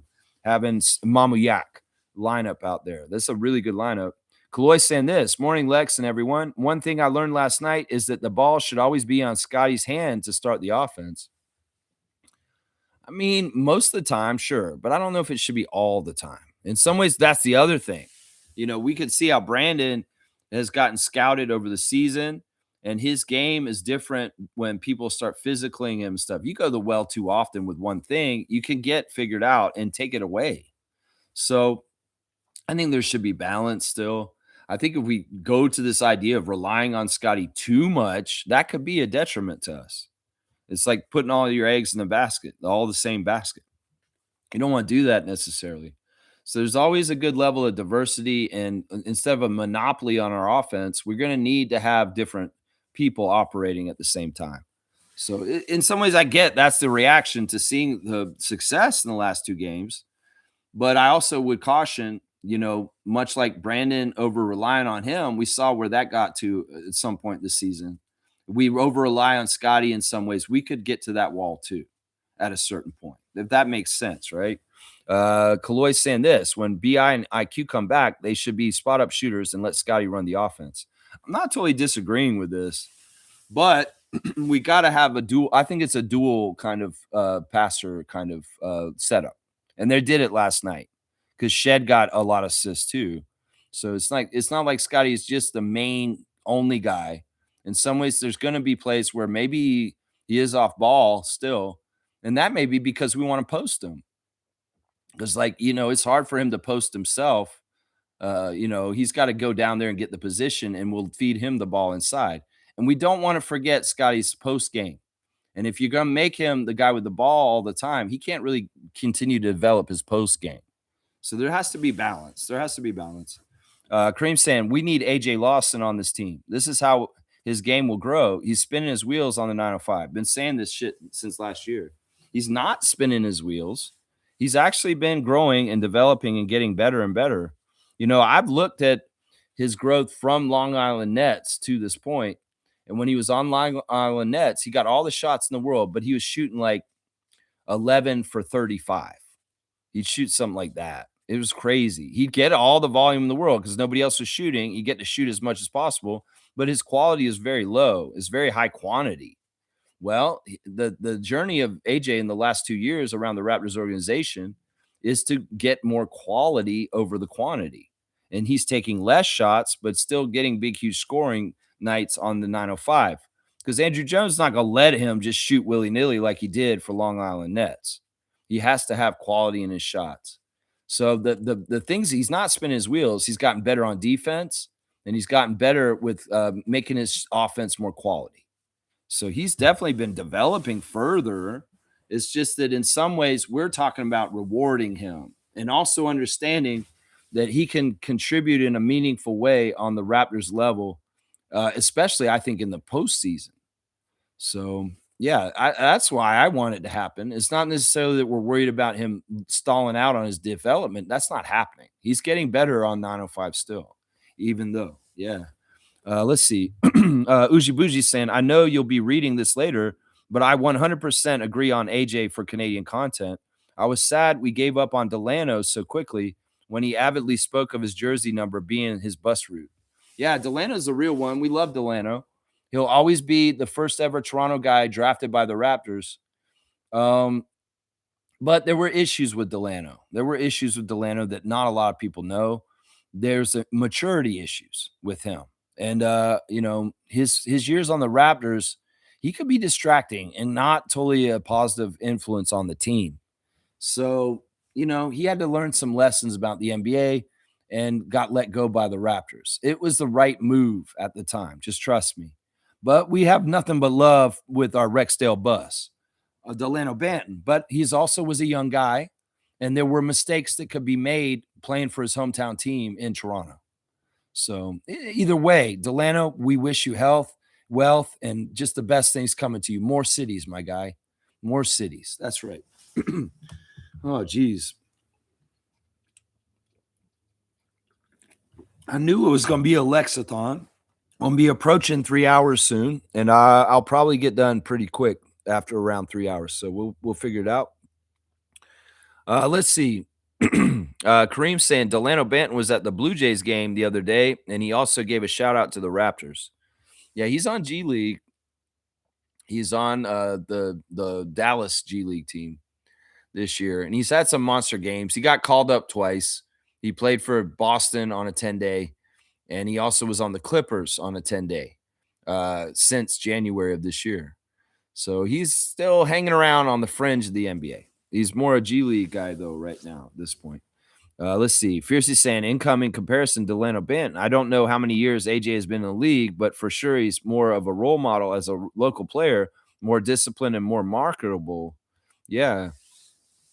I don't know. Delano was marketable too. Once again, I'm going to say this that Delano Banton, in some ways, he needed to separate himself from his old hood and all the hanger ons and the old friends that he could be hanging out with because some of them were not good for him to be around, and he didn't. And I think that was part of the problem. And once again, he came in as a rookie with Scottie and Justin Champagnie. And Champagnie and Banton were not being good rookies. Let's just put it that way. When Fred said someone was being immature, I'm pretty sure it was those two guys. And it was stuff like the sunning people in interviews and just kind of being disrespectful to their own teammates. They made a toxic competition on the team. In some ways, they made it like weird with Jeff Doughton Jr. They made it weird with other people around the team because they were like being disrespectful to them openly in public on interviews. I never agreed with Justin Champagnie interrupting people's interviews to say, "You're my son." I hated that shit so much. And that shit was insidious. And that was the immaturity of those two guys because Delano was doing it too. He was signing people too. And it was dumb. It was like so immature and dumb. And how does that help team camaraderie? Darko was the coach at that time. He wouldn't have let that shit happen. He would have had a talk with them. And it got so bad, we started seeing Koloko starting to sun people.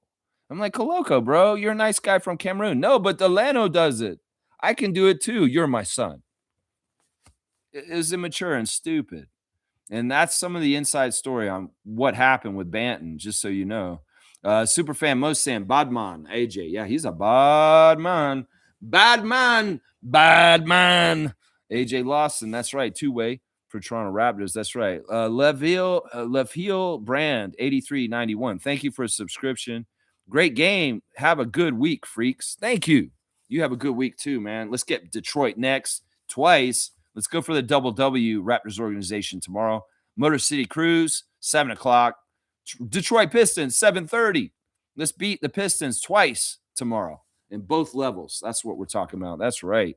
Kaloy saying, could it be that Darko was saving the Scottie-centric offense for the playoffs, but we needed to hold on to the 5 or 6 spot? I got a little bit of that feeling too.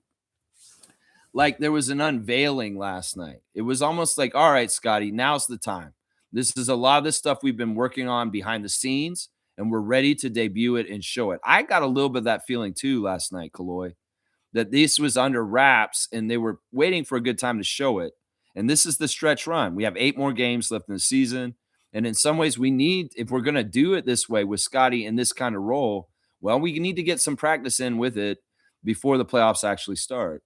I got this feeling exactly what you're saying, too, that this may have been in the works for a while, and we just revealed it for the first time. So, Superfan Mo saying, W Stream, W Vibes. Thank you, Mo, and I need it. It's 3 hours. Go Raptors for life. Keep at it always, Lex. Raptor Free Crew strong forever. Just help me limit the comments. I appreciate you so much, Mo. And I value so much being able to text you and talk to you during games and stuff like that. I wish you were in the Discord, but I'm glad we've stayed in touch. As I love the super fan Monique Lawrence so much. She really is one of the best role models in our Raptors fan nation. She really, really is. Trevor J saying, I put in the call interview Terrence Ross, Lindsay. You will see Shed, Jacoby, and Battle from last night. Okay, cool. So you put in the Discord the goofy clip I was talking about, the wonders of the world with the three best friends. Okay, cool. Because it's very good. I want to see it again. I want to see it again. Fiercey's got Cool Cat with the bell. Yeah, we want her to ring that bell as much as possible and to get a full recovery from cancer and put it in remission and beat its ass, just like the Raptors beat the Magic's ass last night. That's the kind of fight that I want to see in the outcome for Cool Cat and beating her cancer. I want her to beat the Raptors, and cancer is the Magic in the game last night. That's what I want right there. That's right. Prayers for Cool Cat. Uji Bougie saying, prayers for Cool Cat. Love and support for all going through a battle with physical or mental health all around. That's right. Band together, humankind, because we might need to. Rise of the Machines, Terminator style, this bullshit. So be ready to be for humanity and people and everybody, because there's some people out there that would like to kill everybody and just live in a world of robots by themselves. Dirty ass fucking super villains. All right, let's see. Trevor's saying this. If y'all want to see Raptors game from last night, I will be on again on TSN, the full game at 1:45 p.m. to 4:12 this afternoon. Trevor, you're getting a dunk for being informative. He's always informative, but this one, for some reason, makes me want to give Trevor a big-time dunk. You got the Thad Young 21, Trevor J. There you go. Information. I love it. Kaloy saying everything that Banchero can do, Mamu can also do. I think Banchero and Mamu is comparable in size and skill. That's an interesting point. I've never really thought about that. I'm not gonna go against what you're saying. I think you're right. There's a lot of similarities there. You know what? That's weird. I never thought about that. Paulo Banchero and Sandro Mamu. Yeah, they're similar kind of body type. And maybe there are a lot of the same things they can do. Why is Paulo so much greater? This is weird. Iron Man's here. Good to see Iron Man. Sometimes the ceiling takes a while to reach, and watching last night's game made me feel like that's the level the Raptors have been working towards all season. If they can keep that level of play, oh my God. Now, we have to take into account that the Magic are reeling, and they're really struggling right now. And in some ways, the deficit and the way it looks is inflated. Now, if we can play that kind of style of energy and stuff like that against the Knicks and the Celtics, can we get like 5-point wins or 10-point wins? Maybe, but it's not realistic to think we're going to blow out people like that, like on the regular. So, but a lot of the stuff that we did can be applied against the good teams. Maybe we can compete with them better and get on the other side of things and winning against the top teams. We haven't been beating this year that well, but maybe we've turned a corner. And some of the games that we've seen recently, like last night, are signs that we've turned the corner and that we are, when we revisit teams like Detroit, the Celtics, and the Knicks, maybe we are ready to beat them now. That's right. Superfan Mo saying, Lex, forgot to mention I had Raptors winning 48 games. That's how many games you think they're going to win this year? Well, now they're at 42 wins. They got 6 more wins in the last 8. That means they only lose 2. Monique, that'd be great. I don't know if that's exactly how it's going to go. I think it's more realistic that we're going to win, maybe 46 or 47. I don't know. But yeah, we're at 42. So it's officially a winning season. We've got more than 41, which is halfway. That's 500. So we're above 500 team for the season, no matter what, for the rest of the season. God forbid we lose the rest of the games. But if we did, we're still above 500 team for the year. So that's awesome. That's fantastic right there. All right, I'm at the end of the chat. Let me go ahead and go through all of my tabs and make sure I didn't forget any of them. I think I did most of them. We're going to do a very special happy birthday today, guys.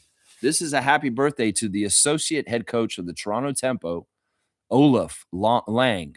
Olaf's birthday is today, guys. He's the second in command for our brand new WNBA team. He's 54 years old today. He's from Berlin, Germany, and he is the husband of Sandy Brondello, if you guys didn't know that. She has been coaching with her by her side for many years now. But yeah, he's been a coach of Germany.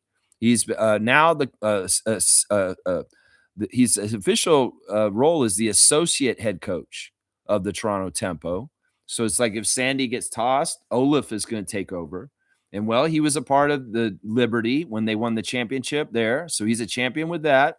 He was also a part of the championship with who was the other one he got it with? Chicago Sky? So maybe he worked with James Wade. That's interesting. I think he's working with Coco Wade in Chicago. So I think his other championship isn't with the Mercury where Sandy got it. It's actually with the Chicago Sky as assistant coach with James Wade. That's an interesting thing. So there's a connection there. Coco Wade had Olaf as one of his assistant coaches when the Sky won their championship. So this is a pretty impressive resume. He's a two-time FIBA EuroLeague championship champion with the women. He's a five-time Russian Women's Basketball Premier League champion, and he's a five-time German champion coach. He's a two-time WNBA champion as an assistant coach. He's also won the FIBA EuroLeague championship with women in 96 and the FIBA EuroCup championship with men in 2004. So happy birthday to associate head coach of the Toronto Tempo, the husband of Sandy Brondello, Olaf Lang. He is 54 today. So yeah, a little Tempo birthday today. That's pretty cool right there, eh? All right, let's get that classic card and let's get out of here. We're over 3 hours now. All right, yeah, fun times. We had to have a 3-hour party today because of how things. I want a quick card. I don't want one of these really hard cards. This is the same player. This is so weird. I guess they really want me to do this player because I pulled this card, and it's the same guy on both cards. So I'm going to post 2 cards. We're going to do it. It's going to be just for one point, the same points, but this is the same player. I pulled 2 cards and it's him. So I'm just going to say, okay, that's who they want me to do. Obviously, I want to pull 2 cards and I get the same guy. This is weird, man. All right. Can you tell who this is? Can you write in the full name answer on the classic cards of the day? Since we've got 2 cards, I pulled 1 card. I was like, I don't want to do this card. And then I pulled it again. And I was like, whoa, wait, it's the same guy. I better do him then. That's a sign. So yeah, if you guys can tell me who this is, you got 2 cards to look at to see. Let me see. I get these backwards, so I don't know if I'm holding them very well at the camera. Yeah, can you tell?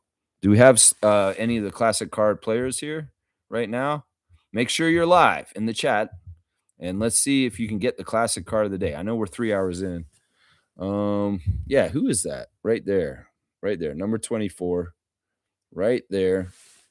And this guy, he's on Timberwolves and Pacers. This is 2 different teams. Same player, though. Who is it?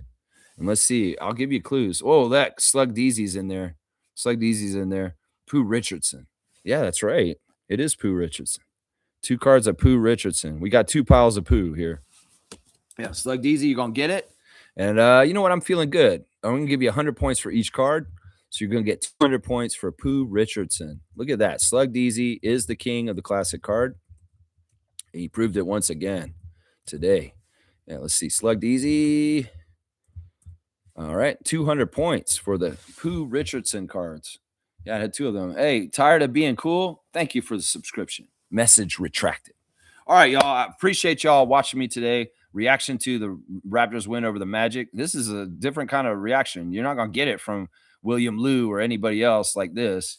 Did they get a Scottie Barnes toilet card last night? No. No, and they didn't give you the insight from inside the arena like I did just now. Like the Orlando fan covering up his jersey in the middle of the game. Either way, I love you guys. Thanks for watching. Raptors stars of the game in the game last night. Scottie Barnes, number 1 star. Sandro Mamu, RJ Barrett, AJ Lawson, Jamal Shedd, Jacoby Walter, and Jakob Poeltl are my 7 stars of the game. Honorable mention to Grady Dick. Yeah, I hope you guys have a great Monday. Start your week off right. Raptorize your day like Nav Bhatia would.